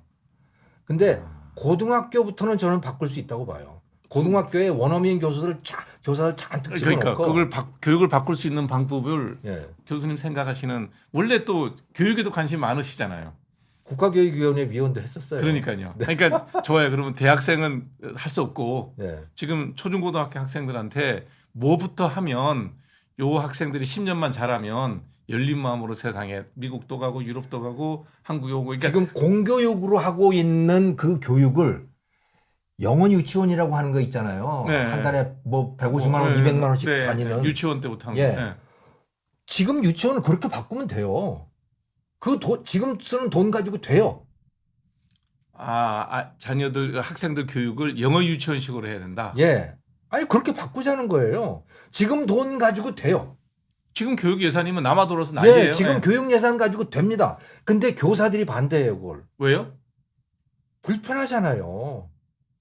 자기 옆에 와서 영어 막 하고 그러는데 난 영어 못 하고 그러면 그거 얼마나 불편해요. 지금 모든 직장이 그 문제거든요, 지금. 그러니까 배우면 되잖아요. 같이 그냥 직장을 하니까 그 안에서. 배우면 되죠. 배우면 되죠. 네. 하지만 불편하죠. 불편은 하죠. 예. 저보고도 영어를 혼자 뭐라. 그러니까 안 하겠다는 거예요, 다. 그래서 아무도 안 바뀌는 겁니다. 삼성전자도 영어 공용화를 시도를 했었잖아요. 예. 다 실패했잖아요. 왜? 안 바뀌니까 한국 사람들이. 싫다니까 그걸. 그러니까 지금 교수님은 제일 중요한 게 영어 공용하다. 일단은. 영어 공용화부터 필요 없고 네. 그건 너무 거창한 일이니까 네. 학생들 유치원부터 유치원, 초등학교, 중학교를 영어 유치원, 국제학교 또 지금 IB 교육이라고 이제 본격적으로 시작이 됐거든요. 네. 그런 방식으로 다 바꾸면 그거는 학생도 좋아하고 부모들도 다 좋아해요. 그거는 왜 자기 돈 내고도 할 판인데 선생님만 싫어하는구나. 선생님만 싫어하죠. 그러면 그 저기 한국 교총이나 정교조에 있는 분들만 바뀌면 되겠네요. 거기다 얘는 여기 소속돼 있으니까. 그렇죠. 그냥 눈만 감아달라 그러면 됩니다. 뭐 바꿀 필요도 없고 그냥 눈만 감아달라 그걸. 그냥 용납만 해라. 모른 척만 해라. 예, 모른 척만 해라. 뒷발목 잡지 말고. 예. 거기 있는 선생님들을 공교육으로 그러니까 영어 유치원이나 영어 선생님들을 외국인 영어 선생님들을 그냥 공교육의 영역으로 끌고만 오면 되네요. 그렇죠. 그 돈은 뭐 있겠네요. 지금도 교육이 그 남아 돈은 남아 돌잖아요, 솔직히. 법으로 돼 있더라고. 그러니까 교육비가 오죽하면 저 시골 학교들 온통 운동장에다가 잔디밭 깔고 탄 트랙 딱 깔고 네. 하는 게 돈이 남으니까 지금 그러고 있는 거 아닙니까? 우리나라 교육비 예산은 그렇게 법으로 정해져 있더라고요. 예. 예. 내국세의 몇 프로를 딱 20.7%. 정해놨어요. 예. 그래서 학교부터 좀 바꾸자. 그거는 그렇게 하면 그거는 부모들이 다 박수치고 애들도 다 좋아하고. 그러니까 결국은 이거는 이제 선생님들이 갖고 있는 카르텔을 무너뜨려야 되네요. 그렇죠. 그것이 이제 전교조고 교사 노조고 네. 민노총이고 사실은 그런 거라고 봐야 되는 거죠. 그러면 되죠, 사실은. 네. 그러면 되죠. 사실 아니 지금 생각해 보세요. 영어 유치원이요. 영어 학원이잖아요. 그렇죠. 거기에 보내면 학교 정부에서 돈 한 푼도 지원금을 못 받아요. 다 자비로 하죠. 예. 그래서 다 아주 자기로 하는데 그 숫자가 지금 급격하게 팽창하고 있는 거 아닙니까? 먹고 살만한 사람들은 다 거길 보내죠. 예. 네. 국제학교 숫자도 지금 계속 늘어나는 거잖아요. 네. 지금. 왜냐하면 그게 대세니까 그렇게 해야 걔가 나중에 커서 제대로 글로벌 시장에 나가서 뭔가를 할 수 있다고 누구나 머릿속으로는 다 알고 있는 거예요. 그러니까 자기는 못하지만 내가 내 돈 써서 내 자식은 그렇게 만들겠다는 거잖아요. 그렇게 해서 인재로 키워놓으면 이제 다 이제 날개 나가는 거죠. 독수리처럼 나가버리는 거예요. 예. 나가는 거죠. 나머지 사람들이 바뀌지 않으면. 갔다가 안 들어오고. 네. 그러니까 다 같이 바뀌어야 돼요. 싱가포르처럼 바뀌어야 되고, 예. 스위스처럼, 스웨덴처럼 그러네. 그렇게 바뀌어야 되는 거죠. 그러면 트럼프 같은 저런 관세 정책으로 뭐 자국으로 기업을 불러들이더라도 어떤 걸 해도 상관없어요. 네. 그럼 더 좋은 거예요. 우리는 경제 영토를 넓힐 영역이 넓어지는 거니까. 네. 예, 영역이 넓어지니까. 지금 이스라엘의 그 스타트업 네이션이니 뭐 그러잖아요. 네. 거기에서 일하는 사람들, 그 사람들이 원래 실리콘밸리에서 초창기에 실리콘밸리를 만들었던 사람들입니다. 그 유대인들이 자기네 나라하고 들락날락하면서 이스라엘 자체를 그렇게 실리콘밸리처럼 만든 거예요. 그 실리콘 와디라고 그러잖아요. 예. 그리고 그들이 그 실력을 가지고 전쟁을 하고 있는 거 아닙니까? 드론도 만들고 무슨 미사일 방어망도 아이언돔도, 다 만들고 네. 하는 게 다 그 실력들이거든요. 예. 우리도 그렇게 가야 돼요. 한국은 고립되면 이제 죽는 거예요. 그러니까 여기서 오로지 우리나라 사람들끼리 우리나라 말만 쓰면서 공장에서 물건 잘 만들어서 판다는 개념이 아니라 그건 죽은 거예요. 이미 죽고 있어요. 그거는 다. 그러니까- 철강도 죽지, 자동차도 그렇게 되는 거지. 뭐 다 죽잖아요. 다만 미국이 절실하게 필요로 하는 조선, 원전 요 몇 개만 살아남을 거예요. 그러면 이 5천만 국민이 아무리 인구가 준다 하더라도 먹고 살기 힘들잖아요. 못 먹죠. 그거 아마 제가 생각할 때는 2만 달러 유지하기도 어려울 거라고 봅니다. 1인당 소득 2만 달러. 지금 우리가 3만 달러 중반에서 계속 횡보를 하는 게 예. 그래서 그런 거군요. 그렇죠. 새로운 건 아무것도 생기지 않고 새로운 시장도 생기지 않고 오히려 시장은 중국이 저렇게 되면서 시장은 줄어들고 있고 그러니 무슨 방법이 있겠어요. 그러니까 우리가 지금 갖고 있는 산업의 경쟁력이라는 것도 박정희 대통령도 했던 중화학공업 그거예요. 그리고 그다음 이병철 회장 때 투자했던 반도체. 예. 그러니까 1970년대, 80년대에 만들어진 산업을 가지고 아직도 먹고 살고 있는 거죠. 그건 네. 정말 오래 먹고 산다. 예, 정말 올 때까지 왔고 너무 멀리 왔어요. 네. 너무 멀리 왔어. 그다음에 이제 영어 교육. 네. 그다음 또 뭐가 바뀌어야 될까요? 그러니까 문화가 바뀌어야 되는 그걸 하면서 문화를 바꿔야 된다.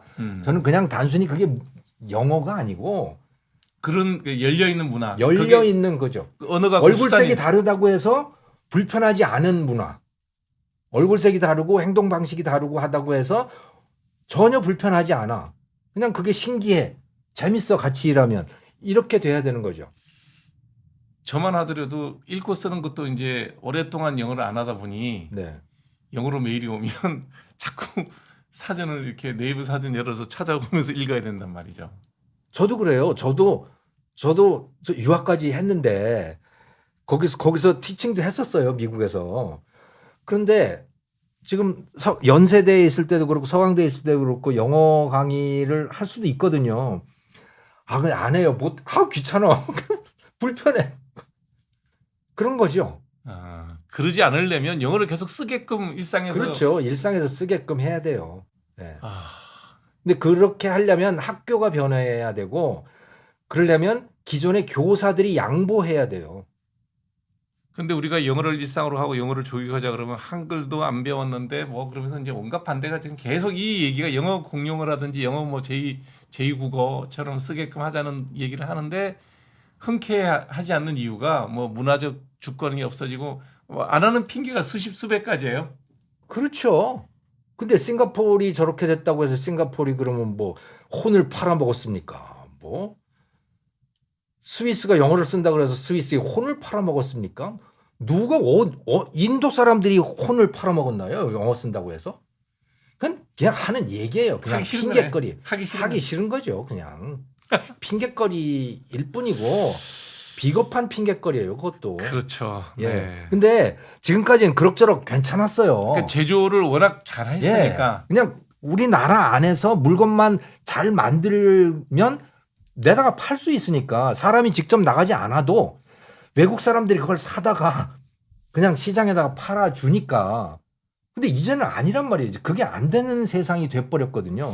또 교수님 어디서 강의할 때 이런 얘기 하신 적이 있어요. 기억하실지 모르겠는데 네. 구멍가게를 하든 조그마한 식당을 하더라도 이제는 열린 마음으로 외국 사람들한테 자기의 물건 아니면 자기의 음식을 팔 수 있는 준비를 하지 않으면 관광객도 안 온다. 동네 구멍가게도 그 마음을 갖지 않으면 우리나라는 살아남기 힘들다라는 말씀을 하신 적이 있는데 제가 지난주까지 포르투갈에 가 있었거든요. 아. 예, 한 3주 동안 있었습니다. 거기에 그 구글 평점이 높은 식당들 있잖아요. 예, 예. 거기 가면 한국인들이 꼭 있어요.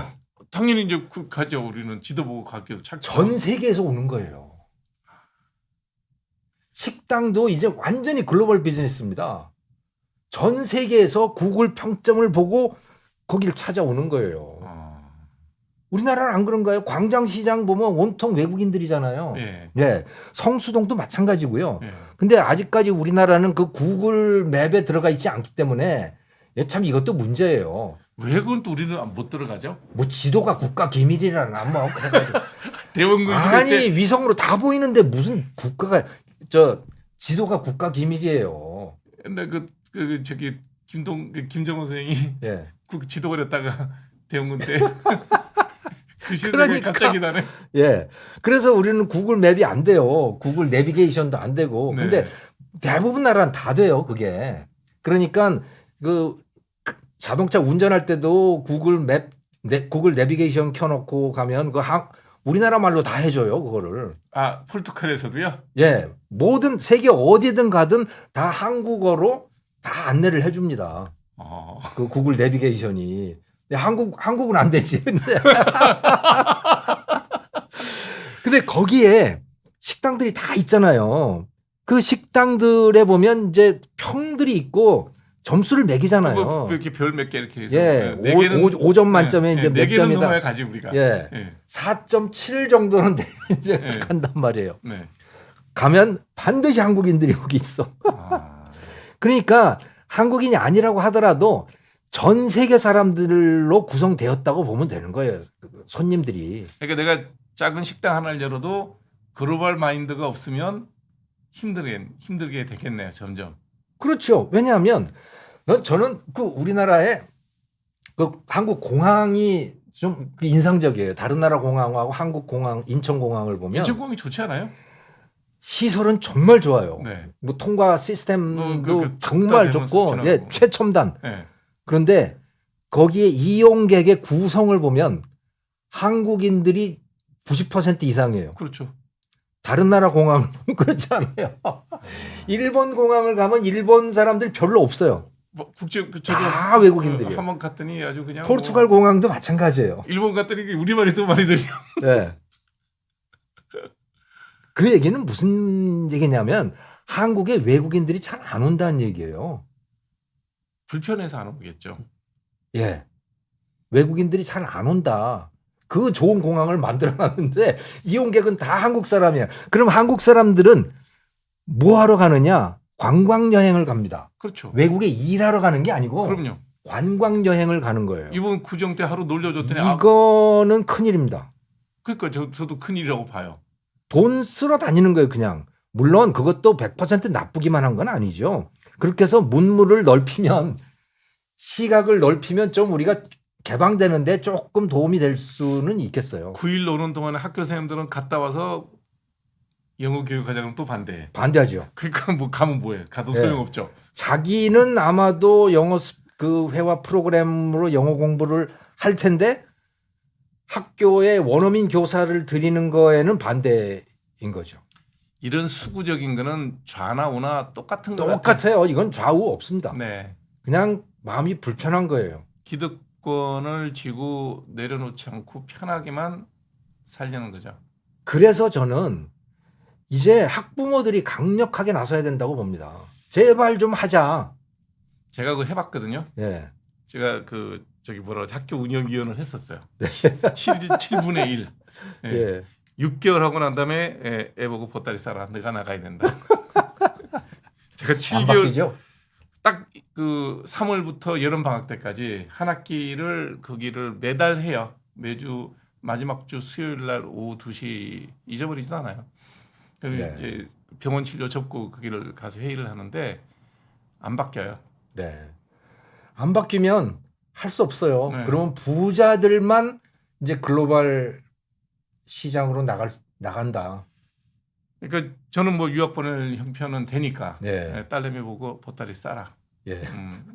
나는 너를 여기서 공부시키고 싶지 않아. 네. 몰랐거든요. 왜냐하면 제가 받은 교육을 생각을 하고 학교를 고등학교 때는 졸업하고 대학을 가도 뭐 유학을 가야지 어린 친구들이 뭐 부모 떠나서 벌써 유학이야 이런 생각을 하고 있었어요. 근데 오늘도, 이 학교를 오래 보내면 네. 애가 잘 못 자랄 것 같더라고요. 오늘도 무슨 그 뉴스 프로그램을 보는데 방송에서 그러더라고요. 요즘에 영어 유치원이 거기 보내는 사람이 너무 많고 그래서 출산율이 떨어진대요. 교육비가 많이 드니까.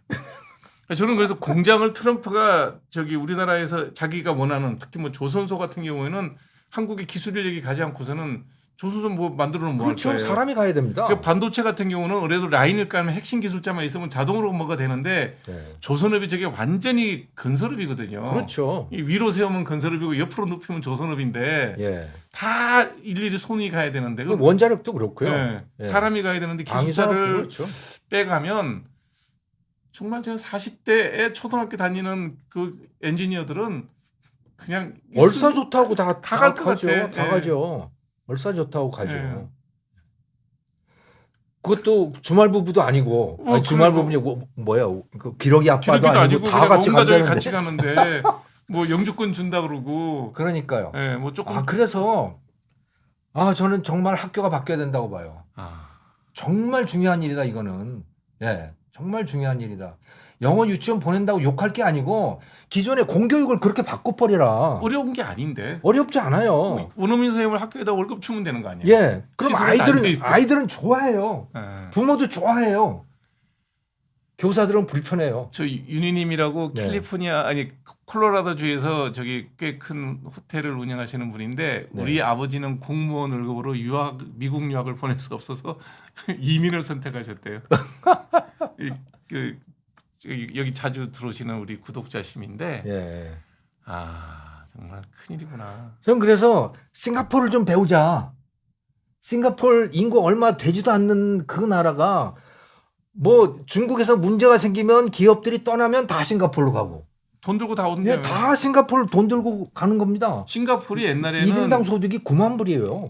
옛날에는 싱가포르이 영주권 줄 때 네. 그 뭐 예금 거치액이 600만 불인가 그랬어요. 네. 지금 6천만 달러인데도 안 받는 데입니다. 너무 돈이 많이 들어서 감당이 안 된대요. 예. 그럴 수 있을 것 같아요. 너무 많이 들어온대. 예. 중국에서 돈 가진 그러니까 부자들이 중국 불안해지고 홍콩 불안해지고 그러면 이제 싱가포르로 가는 거 아닙니까? 한국을 그렇게 만들면 되잖아요. 우리가 싱가포르보다는 조건이 유리하죠. 날씨도 사계절도 날씨 있고 좋지, 스키장도 땅 있고 넓지. 예. 와, 사람들 잘생겼지. 노래도 뭐 BTS도 있고. 그러니까요.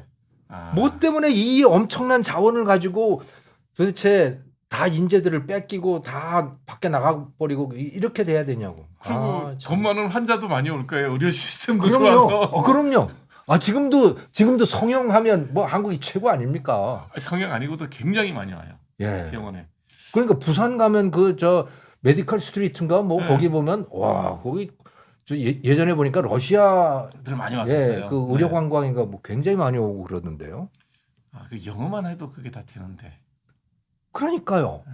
그거 다문화 뭐 그런 소리 하지 말고 네. 그냥 우리 자신이 바뀌어야 돼요. 아, 그리고 그거는 학교만 바뀌면 돼요. 애들은 금방 배우거든요. 다음번 대선 때 예. 그 대선 후보들 쭉 앉혀놓고 네. 어차피 뭐 탄핵은 불가피하다고 저는 보는데 뭐 다음 분이 탄핵이 기각이 돼서 네. 뭐 2년 뒤에 선거가 있다 하더라도 영어로 질문하고 영어로 답하는 거를 한번 한 세션만 넣으면 어떨까? 뭐 좋죠. 바뀌지 않을까요? 예. 그럴 만한 후보가 계실까 모르겠네요. 아니요, 질문을 미리 주는 거죠. 그러니까 그 아. 사람의 후보자의 뭐 너 영어 못하자고 손가락질하는 게 아니라 네. 이런 질문을 줄 거다. 예. 보고 읽어도 좋다. 예. 저는 젤렌스키 보면서 네. 그래도 트럼프하고 싸우잖아요. 거기 가서.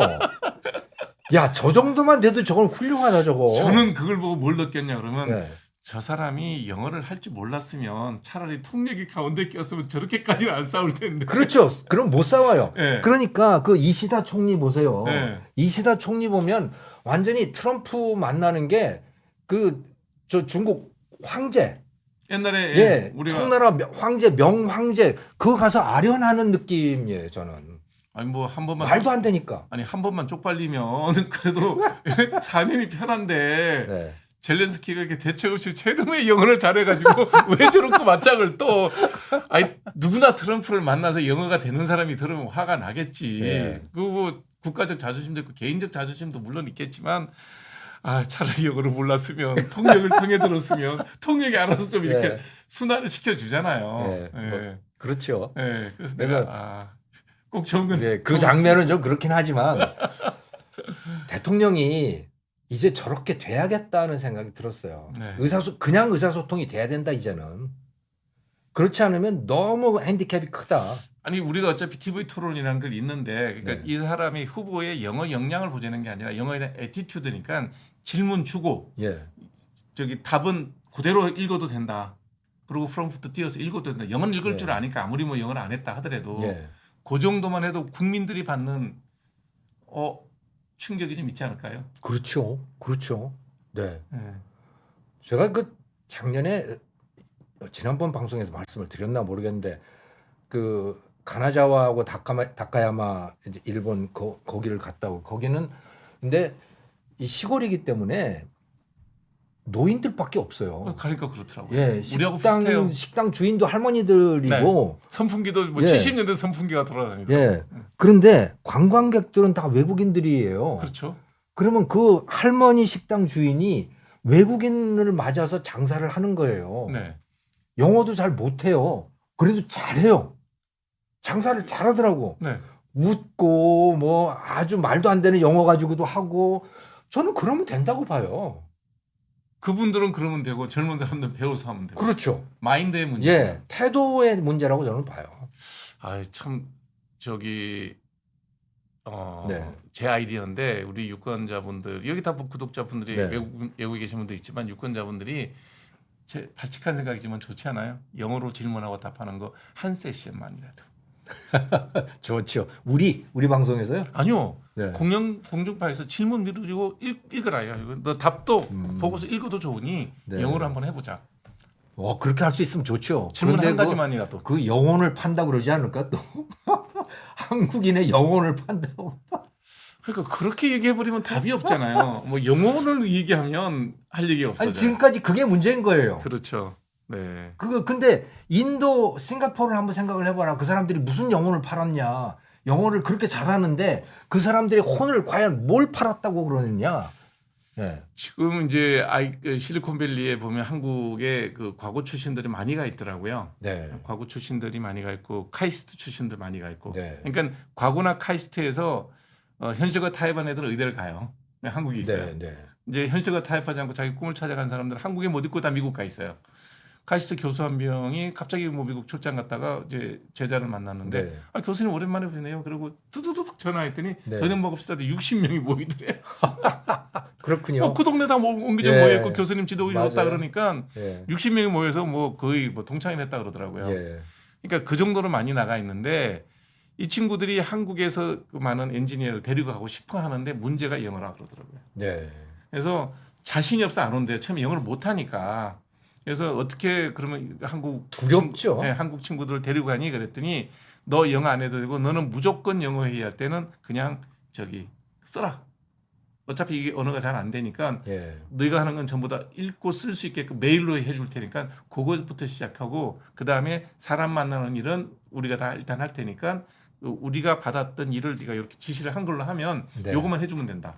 그리고 조금 지나면 영어가 저절로 하게 되죠. 돼 있으니 와라. 네. 이렇게 불러놓으면 3개월. 좀 빠른 친구들은 3달. 좀 긴 친구들은 6달이면 바로 회의 들어온대. 줌 회의 다 들어온대. 그러니까 그 정도의 고통만 참으면 되는 거잖아요. 무섭잖아요. 무섭죠. 그래서 처음부터 이제 그 스카우트 할 때 똑똑한 후배를 데리고 오는데 영어가 안 되는 애들을 데리고 올 때는 그런 식으로 살살 달래서 모든 거는 메일로 만들어. 그러면 이제 바로 적응을 하는데. 네. 예. 오면 적응이 된대요. 근데 그거는 그들이 소수이기 때문에 적응을 할 거예요. 네. 다수가 되면 안 해요. 거부하죠. 예를 들어서 그렇구나. LG전자에서 네. 그 남용 부회장이라고 하는 있었죠. 분이 네. LG전자 전체 전권을 받았잖아요. 네. 그리고 그분이 LG전자를 글로벌 기업으로 만들겠다 그랬어요. 그렇죠. 그 LG 로고 만들고 난 예. 때부터 다 하셨으니까. 예. 그래서 거기 그 자기 밑에 있는 부사장급, 그러니까 CEO들인 거죠. 네. 최고 책임자들, 인사 담당자, 무슨 뭐 마케팅 담당자, 무슨 담당자에서 5명을 외국인으로 다 쓴 거예요. 그런 적 있었나? 예, 그런 2011년인가 아마 그랬었어요. 예. 자, 무슨 일이 벌어졌냐면 회의를 하잖아요. 임원 회의를 하잖아요. 영어로 해야죠, 그러면. 예, 영어로 하잖아요. 당연히 영어로 하죠. 네. 한국인 임원들은 그 본 임원 회의가 끝난 다음에 한국인 임원들끼리 따로 모여서 한국어로 임원 회의를 또 했대. 안 되는구나. 적응하기 싫은 거예요. 그래서 결국은 무슨 일이 벌어졌냐면 그 사람들이 일을 할 수가 없는 거예요. 뽑아놓은 외국인 부사장들이 움직여지지도 않고, 그러니까 결국 자기 직원을 외국인들을 또 뽑았어. 통역으로. 그리고 통역이 아니고 그냥 직원으로. 예. 예. 이거 완전히 물과 기름처럼 따로 노는 거예요.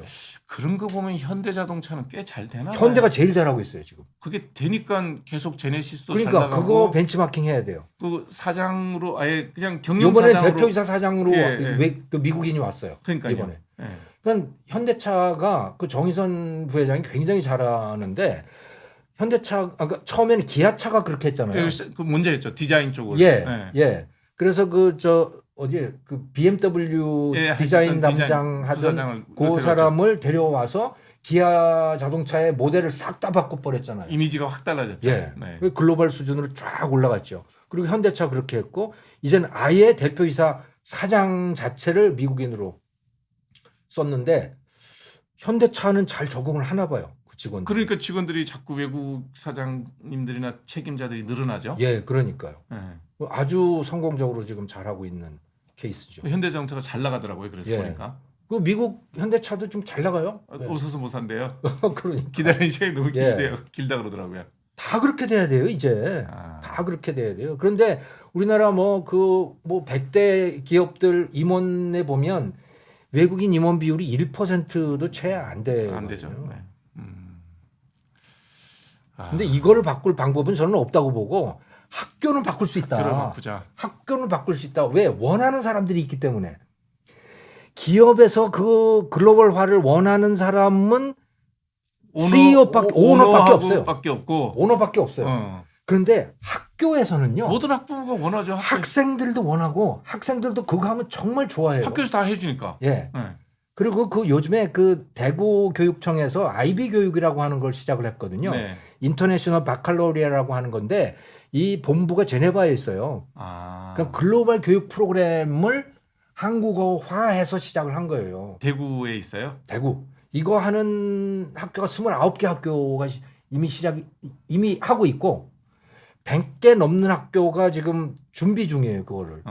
연습 삼아 지금 하고 있는 데들도 있고 경기도에서도 지금 하려고 그래요. 그걸. 그럼 또 거기 입학하려면 또 가입해야 되는 거 아니에요? 아니야. 그게 아니고 학생들이 선택하는 거예요. 예. 그러니까 저는 그걸 견학을 경북 사대부고를 가봤는데 거기서 IB 프로그램을 이제 한지 꽤 오래됐거든요. 이거는 다 선택이에요. 교사도 선택이에요. 교사도 내가 IB를 할 거야라고 하면 IB 교사가 되는 거예요. 예. 학생도 나는 IB 프로그램으로 들어갈 거야 하면 IB 프로그램을 하는 거예요. 영어 수업이 되나요, 거기는? 현재는 영어 수업 안 해요. 한국어로 수업을 해요. 근데 컨텐츠는 교육 방식이나 모든 거는 다 글로벌 IB하고 똑같이 하는 거예요. 영어를 해야죠. 뭐 영어라고 그거만 해서 뭐 하겠어요. 그런데 제가 그 학생들을 가서 만나보고 그 수업하는 것도 보고 그랬거든요. 야, 영어만 하면 영어를 얼마나 하는지 모르겠는데 영어만 하면 이 정도면 지금 바로 국제기구 UN 기구에 갖다 놔도 충분히 되겠다. 이 아이들을. 제일 중요한 영어를 안 하잖아요. 그렇죠. 근데 어쨌든 그 상당한 글로벌 수준의 교육이 우리나라에서도 시작이 된 거예요. 네. 그거 영어로만 하면 돼요, 이제. 아, 아깝다. 근데 그거 하는데 얼마냐면 네. 한 학교당 1,000만 원이에요. 한 학교당 1,000만 원. 누가 준다는 거예요? 그거를 학교 예산에서 주는 거죠. 학교 예산에서 지급하는 거죠. 네. 돈이 별로 안 든다는 말씀을 드리는 거예요. 뭐 1인당 1,000만 원도 아니고요. 네, 한 학교당 1,000만 원. 돈이 좀 더 들어가는 비용이. 예. 그 본부에다가 주는 거예요, 그거. 아, 저쪽 그 스위스 IB 본부에다가 1,000만 원만 내면 자기들 모든 교육 그 노하우를 다 넘겨주는 거군요. 그렇죠. 영어는 너네들이 하고 싶으면 하고. 예. 그런데 인증을 받아야 돼요. 너희들이 그렇게 지금 제대로 하고 있느냐 안 하고 있느냐 인증을 받아야 그거는 당연히 그렇게 예. 하죠. 네. 그게 그래야 인정이 되는 거니까. 예. 근데 자국어로 그 프로그램을 시작한 데가 일본하고 한국이에요. 여전히 둘이는 하는 게 예. 한계가 있네요. 나머지 모든 나라들은 다 영어로 하죠. 그게 그 외교관 자녀들을 위해서 만들어진 거예요. 아. 외교관 자녀들이 나라를 돌아다니잖아요. 그렇죠. 뭐 글로벌리 다니죠. 그러면 갈 때마다 뭔가 바뀌어야 되지 않습니까? 이건 안 되겠다. 그래서 그 IB라고 하는 일종의 기업이에요, 그게. 스위스는 그런 걸 보고도 돈벌이를 하는 거야. 그렇죠. 그래서 이 외교관 자녀들이 어느 나라에 가 있든 간에 똑같은 수준의 세계 최고 수준의 교육을 영어를 시키겠다. 1,000만 원이면 만 불이라고 러프하게 계산하고 네. 그게 10,000개만 되면 1억 불이네. IB에서 버는 돈이 뭐 아마도 그러겠죠. 전 세계 10,000개, 네. 1,000개만 돼도 1,000만 불이잖아요. 예, 네. 장사 짭짤하게 하는구나. 그런데 그거를 하려면 교사들이 희생을 해야 돼요. 뭐를요? 그걸 어떻게? 선택을 하면 IB 교육을 IB 교사가 되려면 그 프로그램에 맞게끔 강의를 해야 되겠네요. 자기를 바꿔야 돼요. 근데 제일 살 떨리는 일이 뭐냐면 거기 시험이거든요. 아, IB 주관식 시험이에요. 다 주관식이에요. 교사도 시험 봐야 돼요? 교사가 채점을 하잖아요. 예. 교사가 채점을 하면 그 채점한 결과 중에 일부를 샘플링을 해서 IB 본부에 보내줘요. 그게. 그렇겠죠. 본부에서 채점을 해요. 그 사람들 한국어를 어떻게 알아요? 거기에도 한국어 하는 사람들이 있어요. 아, 뽑아놓은 거예요. 네. 예. 그래서 그들이 다시 채점해요. 그래서 이 채점이 제대로 됐는지 안 됐는지를 교사 평가구나. 그게. 예. 그러면 교사가 평가를 받는 거예요. 이게 자기들 기준으로는 50점밖에 안 되는데 90점 줬으면 너 그러면 실력- 깎죠. 음, 그러면 그 교사가 평가한 거를 40점씩 다 깎는 거예요. 말하자면. 멀쩡한 애들도 예. 너는 네 기준은 그런 거니까 이거는 틀린 거야. 어, 그래서 어떤 기준에 다 맞아야 돼요. 전 세계가. 아, 그러니까 그 IB를 통과하고 IB에서 받은 학점은 옥스퍼드든 하버드든 다 인정을 하는 거예요. 아. 그게 글로벌 교육이 있기 때문에 우리가 나가려면 영어만 하면 되네. 영어만 하면 되는 거죠. 참 그놈의 영어가 왜 이렇게 요소요소에서 그렇게 예. 게이트키핑을 하고 방해를 하죠? 애초에 영어로 그걸 했으면 그냥 가는 거 뭐 아니에요? 그냥 가는 거죠. 그냥. 예. 그러면 저같이 이렇게 학교를 보내다가 성질 나면 야 보따리 싸 아이비 가 그러면 되겠네요. 그렇죠. 예. 그러니까 그거는 아이비가 따로 존재하는 것도 아니고 그 학교 내에 이미 존재하고 있는 아이비 거예요. 커리큘럼이 따로 있는 거예요. 예. 10반 있으면 한두 반을 아이비로 가르치는 거예요. 그렇죠. 어. 그거는 그리고 기존의 교사가 주입하는 내용이 아니에요. 교육 내용도 아이들이 선택을 하고 그것도 토론 방식으로 하고 교사는 가이드예요. 그러면 거기 가는 친구들은 의대 가는 거는 포기하고 그냥 글로벌 인재가 되기 위한 거를 일찍 들어간다고 보면 되겠네요. 수능이 어렵죠. 네.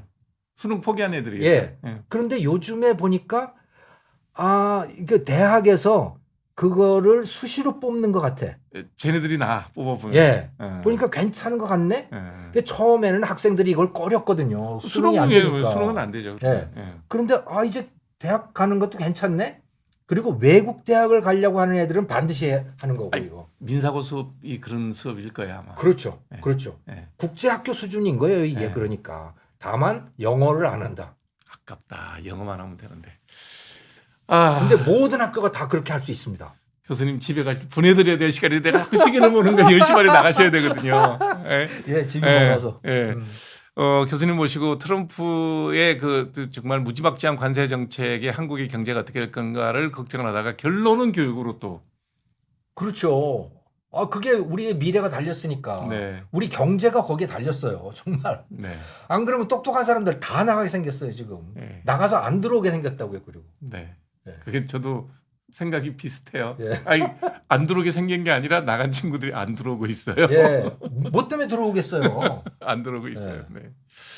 네, 오늘 함익병 쇼 화요일 날 오늘 바뀐 포맷으로 처음 이제 김정은 교수님 모시고 얘기를 들었는데 아마 여러분들이 보시면서 많은 생각들을 하시게 됐으리라고 봅니다. 어떤 분이 아까 얘기했는데 대통령을 잘못 뽑아서 정치인의 문제가 아니다. 이제는 유권자에게 더 큰 문제가 있다라는 지적을 맞습니다. 했는데 저는 한국인들 자체가 문제라고 생각해요. 유권자의 문제일 수도 있네요. 정말 이런 것들에 대해서 우리가 좀 더 냉정하게 생각해서 우리 자녀들에게 보다 나은 교육 환경, 보다 나은 대한민국의 모습을 물려줄 수 있도록 우리가 한번 생각을 해봤으면 좋겠다는 생각을 합니다.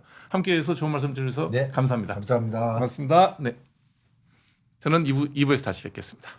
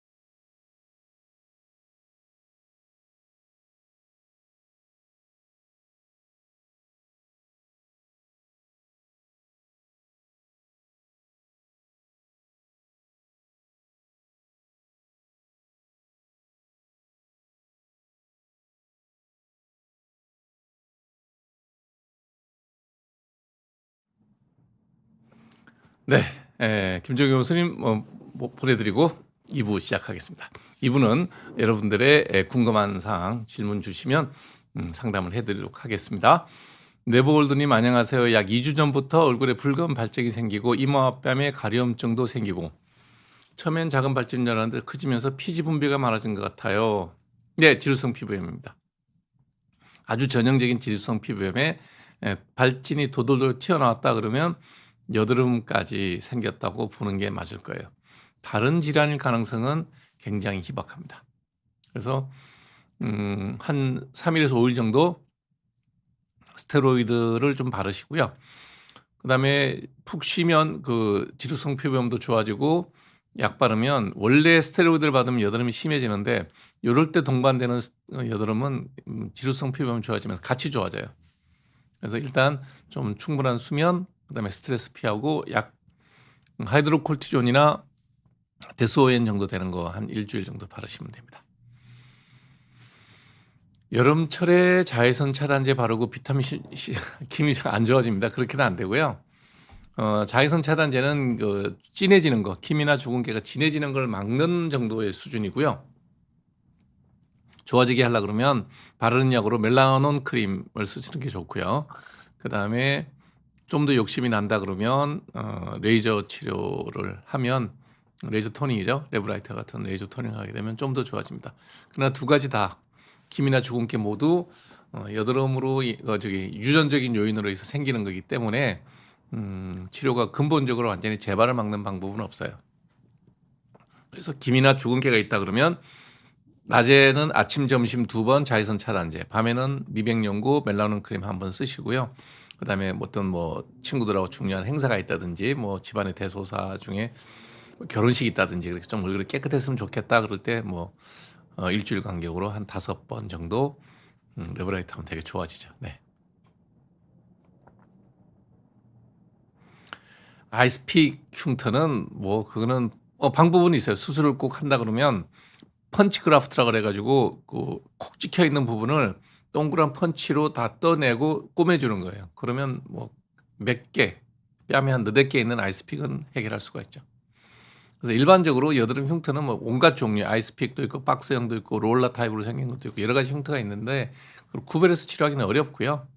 일반적으로 아이콘 레이저라든지 스타룩스 레이저라든지 프락셀 레이저 같은 걸로 해서 전체적으로 어느 정도 조금 호전됐는데 아이스픽이 몇 개 남아 있다 그러면 그때 이제 수술적인 방법으로 펀치 그라프트 하는 방법이 있습니다. 30대 후반 여드름 나는 거요. 제가 늘 얘기하는 거죠. 유전성 여드름입니다. 블루보틀린 같은 경우에는 타고난 피부가 심한 지성이라서 여드름이 평생 날 거예요. 그래서 그만 나게 하려고 그러면 약을 먹고 약을 발라야 됩니다. 먹는 약의 종류는 크게 2가지예요. 피지 억제제가 있고 항생제가 있어요. 그다음에 바르는 약도 역시 피지 억제제와 항생제가 있어요. 그래서 심하지 않으면 먹는 항생제, 바르는 피지 억제제. 여드름이 아주 심하고 기름이 많으면 먹는 피지 억제제, 바르는 항생제. 이렇게 2가지를 조합을 해서 꾸준히 써야 돼요. 방법은 그거밖에 없습니다.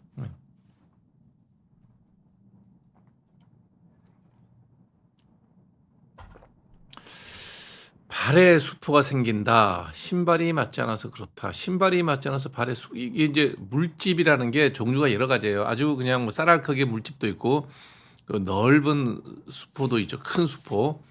이게 어느 건지를 모르겠어요. 발바닥과 발가락 사이에 자주 생긴다. 무좀인데요, 이거는. 발바닥과 발가락 사이 여기 무좀이에요, 무좀. 네. 19번 이런 케이스라면 무좀이에요. 무좀 치료 그 병원에 가시면 무좀 진단 받을 거예요. 수포성 무좀입니다. 예. 항진균제 무좀약 바르면 한 6개월이면 완치되죠. 예. 30대 초반까지 탈모가 없으면 유전 탈모로 안전한 건가요? 아니요. 이게 우리가 모발 주기가 되게 한 4년이거든요. 성장기, 퇴행기, 휴지기 이렇게 한 사이클 도는 게 4년이에요. 4년 자라고 빠지면 그다음에 다시 또 자라고 하는데 이게 일반적으로 20사이클까지가 정상이에요. 80까지도 이제 머리숱이 많은 분들은 정상 모발이고요. 17, 18부터 머리가 빠지는 분도 있어요. 그다음에 45세 빠지는 분도 있어요. 그러니까 내가 언제 시작할 거냐, 이 탈모가 유전적인 탈모가 언제 시작할 거냐, 그거 역시 유전돼요. 그래서 부모님 중에 누가 있으면 늘 관심을 갖고 체크를 해보는데요. 30대 초반까지 탈모가 없는데 부모님 중에 누가 있다. 더 기다려 보셔야 되고, 지금도 있는데 스노클링님이 나는 괜찮다라고 오해할 수가 있죠. 그러니까 한 번은 그 피부과에 가서 진단을 받아보시면, 뭐 전문의들을 보면 척 보면 알아요. 머리카락이 가늘어지는 게 시작이기 때문에 그때부터 약 써야 돼요. 먹는 약, 바르는 약 부작용. 자꾸 여러분들이 약을 쓰라 그러고 또 평생 써야 됩니다 그러면 부작용부터 물어요. 근데 왜냐하면 이게 피부병이 죽고 사는 병이 아니니까 여러분들이 부작용을 앞세워서 생각을 하는 거예요. 예를 들어서 여러분이 암 환자다. 그래서 항암제를 권하면 여러분들이 치료 효과를 묻지 부작용을 묻지를 않죠. 피부병이라는 게 죽고 사는 병이 아니니까 부작용부터 걱정을 하는데, 부작용 없는 약은 없습니다. 우리가 먹는 밥도 부작용이 있죠. 많이 먹으면 비만 걸리고요. 약간 상한 거 먹으면 설사하고요. 과식하면 급체가 걸리거나 소화불량이 걸립니다. 그럼 밥 안 드실 거예요. 여드름 약의 부작용, 여러분들이 쓰고 있는 여러 가지 뭐 일반적인 감기약 뭐 이런 거에 비해서 뭐 부작용 그렇게 특별히 심한 약은 없습니다. 주의사항 몇 가지만 지키면 돼요. 처방약에 따라서 지켜야 될 주의사항들이 있어요. 그것만 지키면 부작용 없어요. 제가 이제 환자들 중에 특히 이제 그 엄마들이 자녀를 데리고 와서 약 먹고 약 발라야 된다고 설명을 하면 부작용 때문에 안 먹이고 싶다는 거예요. 그래서 내가 웃으면서 그러죠. 대개 자녀가 지금 하버드에서 합격 통지서를 받았는데 비행기 타고 가다 떨어져 죽을까 봐 미국은 못 보내겠습니다는 얘기가 똑같으니까 그런 소리 하지 마세요. 그래. 부작용이 있죠. 부작용이 없는 치료 방법은 없습니다. 그러나 어쩔 수 없이 약을 먹고 발라야 될 때는 그것을 먹고 바르는 것이 얻는 이득이 있을 수 있는 부작용보다 훨씬 이익이 많기 때문에 하라 그러는 거죠. 의사가 이제 약을 먹고 발라야 할 때는 그런 기준으로 약을 처방을 하지, 부작용이 훨씬 더 심각하면 그걸 누가 약을 주겠어요. 그렇게 생각하시면 됩니다. 제가 눈 주위 피부가 굉장히 민감한데 화장품을 바르면 붉어지거나 따끔, 이거는 화장품을 발라서 그런 게 아니고 눈에 병이 있을 때 화장품을 바르면 따갑죠. 시작은 뭐냐면 화장품이 문제가 아니고 피부에 병이 생겼을 때는 습진이 생겼을 때는 화장품을 바르면 더 따갑고 불편합니다.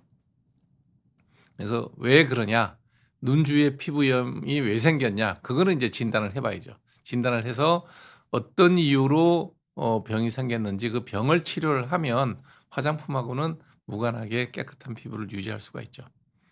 눈 주위에 주로 생겼다 그러면 제일 흔한 게 아토피예요. 아토피. 어른이 되고 난 다음에도 아토피가 남는 부위가 눈하고 입 주위예요. 그러니까 이제 그 경우에는 피곤할 때마다 아토피가 생기죠. 그러면 이제 이런 얘기를 하시는 거예요. 프로페시아 아보다트 차이 별 차이 없습니다. 뭐 편한 거 드시면 돼요. 외할아버지 탈모 있으면 확률이 엄마한테 내려올 확률이 50%, 그 엄마한테 나한테 내려오는 확률이 또 50%. 그러니까 결론은 4분의 1이죠. 뭐나 같은 통증이 있고 병원 가야 돼요. 이 내용은 아니요, 저기 피지낭종일 거예요. 피지낭종이니까 수술적인 방법으로 떼어내야 돼요. 먹는 약 먹으면 머리가 나요. 굵어지고 납니다. 예방 차원에서 먹는 게 아니에요. 치료제라는 거는 치료를 하니까 치료제라 그러죠. 예방약 아니에요. 탈모 예방약은 없습니다. 탈모 치료제가 있을 뿐이에요. 예방이라는 표현을 하는 거는 이제 슬쩍 이렇게 효과 없는 거를 어떻게 권할 때 이거 예방 효과 있어요. 그런 거지. 예방 효과 없어요. 트럼프 시대에 한국에 어떤 지도자가 필요할까요? 현명한 지도자, 영리하고 교활한 지도자가 필요하죠. 제가 뭐 어디 뭐 댓글 달았더니 극렬한 우파라 그러기엔 창피하죠. 제가 오른쪽이기 때문에 아주 수준 떨어지는 분들이 이제 그런 얘기 많이 해요. 뭐 너 화교 아니냐. 저는 미안한 얘기지만 제 방송 유튜브를 한 지 쭉 얘기하면서 중국에 대해서 상당히 비판적인 얘기를 많이 해서 중국에는 발도 안 들여놓습니다. 왜 그러냐면 거기는 뭐 자국의 장관이나 장성들도 어느 날 갑자기 없어지잖아요. 심지어는 인터폴 총재하는 사람이 들어갔는데 아직도 생사를 모르는 나라예요. 그런 나라에 내가 발을 들여놓을 필요가 없죠. 뭐 저도 중국 관광지에 가보고는 싶은데 언제 어디서 무슨 일이 벌어질지 모르는 나라인데 거기를 어떻게 내가 가요? 안 가죠. 예. 그런 사람을 갖고 뭐 탄핵에 대해서 불가피한 일이다. 그러면 지금 우리나라는 국민들의 수준이 그거예요. 탄핵은 내가 외친다고 되는 것도 아니고요. 제가 그날 12월 3일 날 10시 30분 요 자리에 앉아가지고 계엄령을 보고선 저러면 탄핵됩니다라고 얘기한 거예요. 예. 뭐 어떻게 될지 모르죠. 제 말이 틀리길 바라기도 하지만 틀릴 가능성은 거의 없습니다. 네. 어찌됐든 조만간 우리가 다시 이제 조기 대선을 치르게 되겠죠. 어떤 지도자가 필요할까? 교활하고 영리한 지도자야 됩니다. 우리가 이제 교활하다 그러면 부정적으로 그 말을 쓰죠. 근데 그 부정적인 의미의 교활함이 지도자가 없다? 그러면 젤렌스키가 되는 거예요. 내가 화가 난다고 화풀이를 하잖아요. 우리가 IMF가 겪을 때 김영삼 대통령이 했던 가장 큰 실수입니다. 일본 수상의 버르장머리를 고쳐야겠다는 얘기를 한 적이 있어요. 독도 문제 때문에 아마 그 얘기를 했을 거예요. 네. 근데 한국에 와 있는 일본 특파원들은 한국의 단어를 우리가 쓰는 말의 단어를 굉장히 정확하게 의미를 알아요. 외교관들은 그 얘기를 전하지를 않죠. 왜냐하면 어느 나라 외교관, 내가 예를 들어서 일본에 파견된 외교관이다. 그럼 그 사람은 일본 편 입장에서 한국말을 전해야 돼요. 내 감정을 그대로 전해버리면 외교라는 건 말로 하는 전쟁이잖아요. 말로 하는 전쟁. 말로 하면 전쟁은 외교고요. 예. 무기를 갖고 대화를 하게 되면 그게 전쟁이에요. 뭘 쓰느냐의 차이일 뿐이죠. 그래서 가급적이면 전쟁 안 하려고 외교관들이 있는 거고 외교관들이 그래서 언어 사용이라든지 이런 것들이 보면 굉장히 젠틀하고 돌려서 얘기하고 그러는데 어찌됐든 YS가 독도 문제 때문인가 그럴 때 얘기했어요. 일본 사람들의 일본 수상에 뭐 버르장머리를 고쳐버리겠다, 뭐 고쳐야 되겠다 이런 얘기를 한 적이 있어요. 그거를 우리나라 언론에서는 또 대서특필해서 써요. 그러니까 이제 그게 왔다 갔다 하면서 전달됐고 실제로 우리가 그 태국발 그 아시아 그 외환위기가 터졌을 때 한국으로 전이되는 과정 중에서 제일 컸던 것이 우리가 일본 돈을 굉장히 많이 구워서 쓰고 있었잖아요. 그 많이 쓰고 있을 때 그 뭐 350억 불인가 우리가 갖고 있던 외채 꽤 많은 부분을 일본에서 보통 특별한 일이 없으면 은행에서 우리가 돈을 꾸면 이자 잘 내면 계속 만기 연장하고 돈 쓰라 그러잖아요. 그걸 돌려버렸어요. 뭐 당연히 뭐 IMF 오는 거죠. 외환 보유고가 별로 없었을 때. 말 한마디 때문에 불렀다. 꼭 그것만은 아니죠. 여러 가지 이제 우리가 경제적으로 취약한 부분이 있었지만 그래도 웬만하면 일본이 그 돈을 돌리지 않았다면 우리가 IMF까지 가지 않고 여러 가지 좀 물밑에서 수습할 수 있는 기회는 있었다는 거죠. 예. 교활하지 못한 거 영리하지 못한 거죠. 그런 의미에서 다음 지도자는 그런 영민함, 예. 국가를 위한 교활함이죠. 예. 개인이나 뭐 가족을 위한 교활함이 아니라 지금 현재 거론되는 뭐 후보나 탄핵 대상에 올라가 있는 대통령이나 그런 자기의 이익과 가족의 이익에 대해서는 굉장히 영리하고 교활하게 행동을 하는데 국가를 생각하는 사람이라면 하지 말아야 될 그런 일들이죠. 그래서 우리가 지도자가 가져야 될 게 사자가 가져야 될 용맹, 독수리가 가지고 있는 원시야, 뱀과 같은 교활함, 여우와 같은 영민함 이런 것들을 지도자는 다 갖고 있어야 됩니다. 어느 하나만 갖고 국가 지도자가 된다. 그러면 이제 젤렌스키 보세요. 용맹하잖아요. 굉장히 용맹한데 그 결과가 아주 뭐 본인의 거취의 문제가 아니라 우크라이나의 그 입장이 얼마나 어려워지는지를 보잖아요. 실제로 그 카메라 앞에서 연출할 때 부통령, 벤스 부통령이나 트럼프 옆에 젤렌스키 앉혀놓고 카메라 인터뷰를 계속할 때 젤렌스키는 해야 될 얘기는 딱 한 가지입니다. 자, 인사 끝났으니까 이제 회담 들어가겠습니다. 회담 뒤에 공동 성명 발표하겠습니다. 이 정도로 질문을 끝내야 받는 걸 기자 질문을 끊어야 되는데 뭐 본인이 다 받더라고요. 예. 그러니까 그런 일이 벌어지는 거예요. 용감하죠. 사자의 용명은 보였지만 뱀의 영리함, 여우의 영리함, 뱀의 교활함 이런 걸 못 보여주는 거죠. 그런 게 부족한 사람이 국가 지도자가 된다? 그러면 이제 김영삼 대통령, 뭐 저는 개인적으로 좋아하는 대통령이고 지지했던 대통령이지만 그렇게 IMF로 가는데 버르장머리 고쳐야 되겠다는 한마디로 국가를 그렇게 어렵게 끌고 가는 거죠. 물론 그 끝에 우리가 IMF를 잘 극복하면서 오늘날의 삼성, 오늘날의 현대, 오늘날의 LG, 오늘날의 SK, 오늘날의 포스코 같은 국제 경쟁력을 가진 기업, 즉 IMF의 그 혹독한 시험을 이겨낸 그룹은 글로벌 기업이 됐고 그러지 못했던 재벌 흉내내던 업체들은 다 부도가 났죠. 우리는 그런 외부적인 큰 충격이 있을 때 한 단계씩 올라갔죠. 실력 차이가 드러난 거죠. 그래서 IMF를 가지고 우리가 늘 부정적으로만 얘기하는데 IMF 직전까지 우리가 갔던 기업의 문화 점심 먹으면 다 술 한잔 합니다. 예. 그 뒤로는 일하는 시간에 일하고 뭐 점심 때 나가서 술 한잔 하고 돌아서 오후 일 가보고 하는 그런 일이 없었죠. 사우나에 가서 누워 있는 그런 거 없죠. 글로벌 스탠다드에 좀 가까워진 거죠.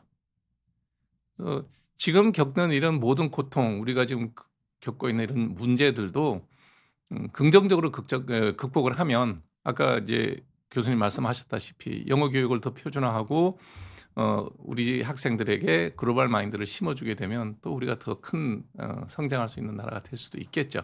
그러나 그런 변화를 스스로 회피해버리고 하지 않는다. 그러면 도태되겠죠.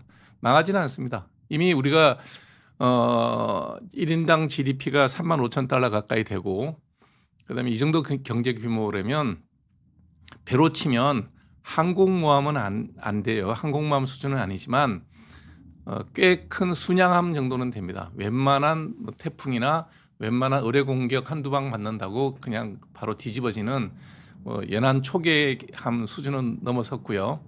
그다음에 연안 초계 구축함 수준도 넘어섰고요. 원양에 나가서 독자적인 작전 능력을 갖고 있는 순양함급은 됩니다. 그래서 한두 방에 의뢰를 맞고 가라앉지는 않을 거예요. 그러나 이제 서서히 침몰은 하겠죠. 예.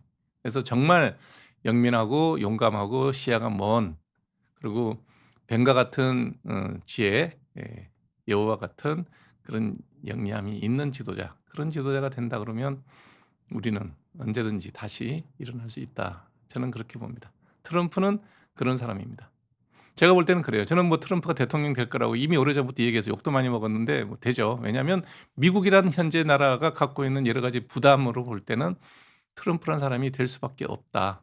더 이상 세계의 리더로서 미국이 희생하면서 이렇게 계속하는 거 굉장히 힘들죠. 잠깐 얘기했지만 미국이 갖고 있는 연방 부채가 36조 달러예요.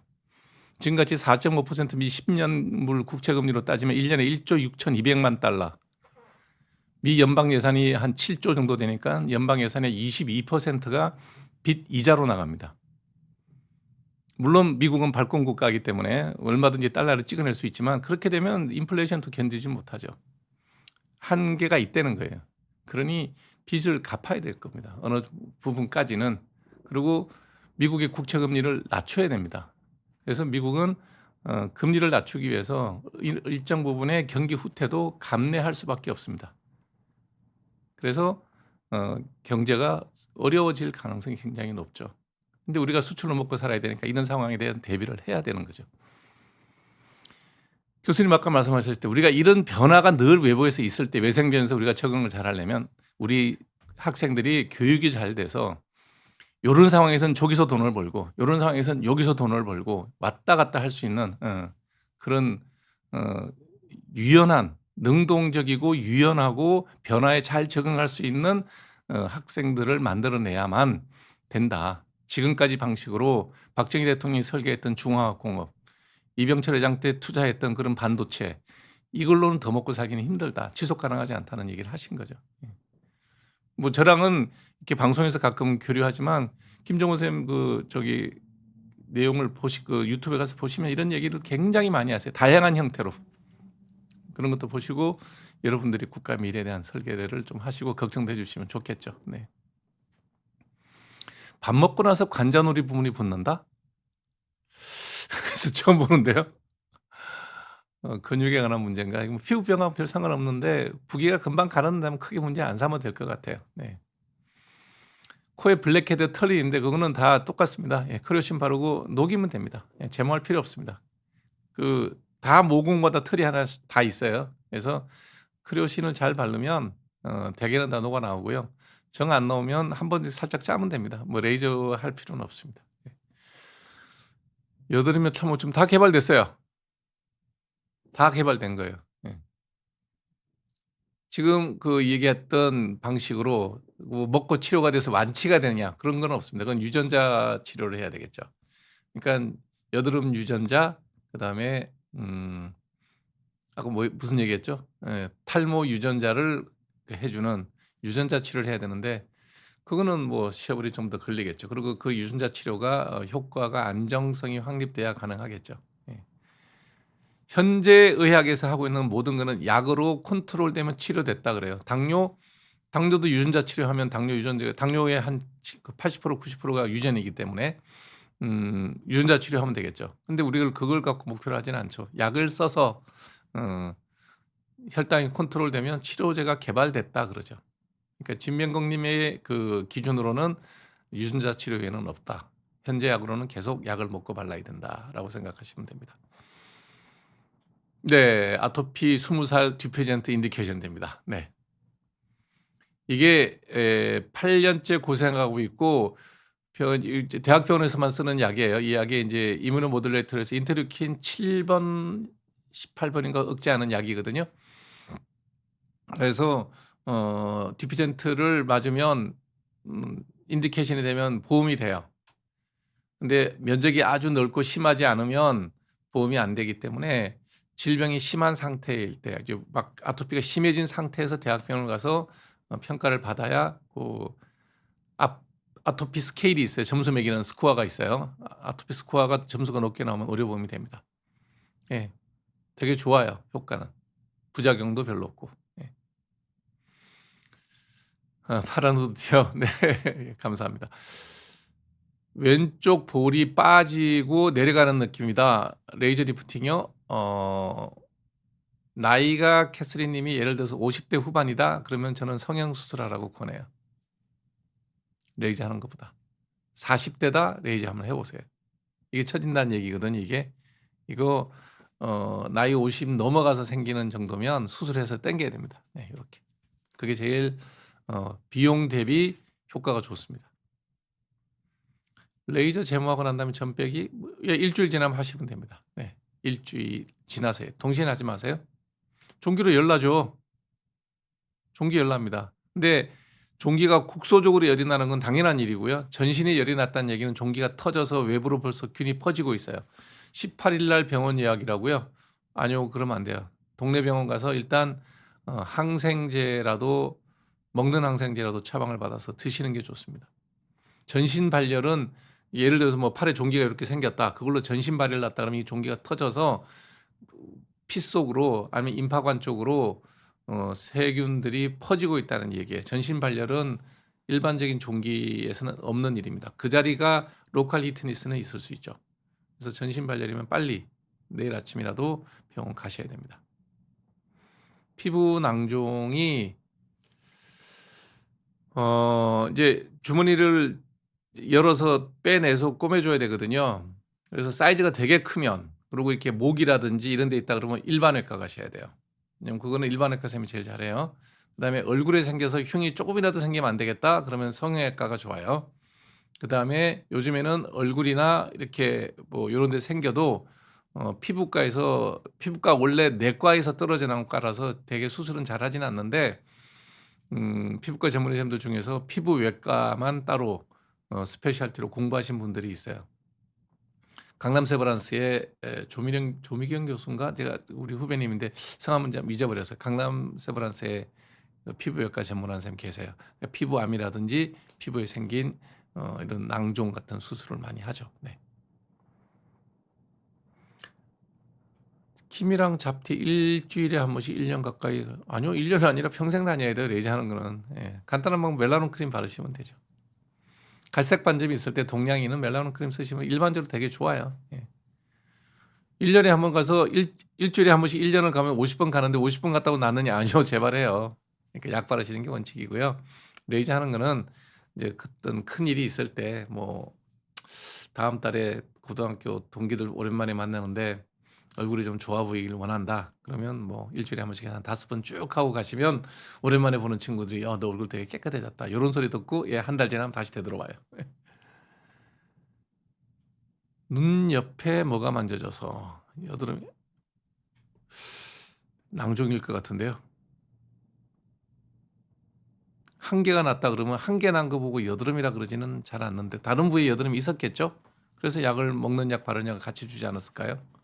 여드름 한 개가 있다 그러면 그것만 갖고는 먹는 약을 한 달 먹을 일도 없고요.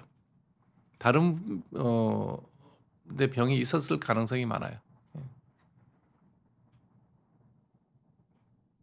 과소비 증후군이죠. 뭐 그 정신병이라고까지는 없는데 자기의 경제력에 맞지 않게 돈을 많이 쓰는 거는 과소비죠. 뭐 이거는 본인이 냉정하게 생각하면 고칠 수가 있죠.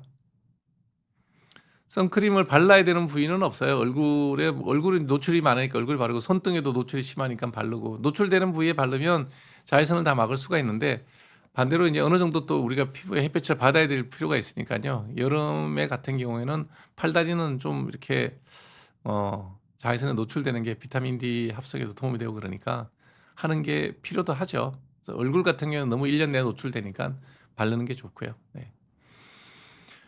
네, 오늘은 피부과 상담은 좀 짧았네요. 네, 김정우 교수님의 말씀 들으신 걸 잘 한번 또 생각해 보시고 여러분들의 미래 설계라든지 자녀 교육에 한번 잘 반영해 보시면 좋겠습니다. 다음 주 화요일 날 또 9시에 만나도록 하겠습니다. 함께 해주셔서 고맙습니다.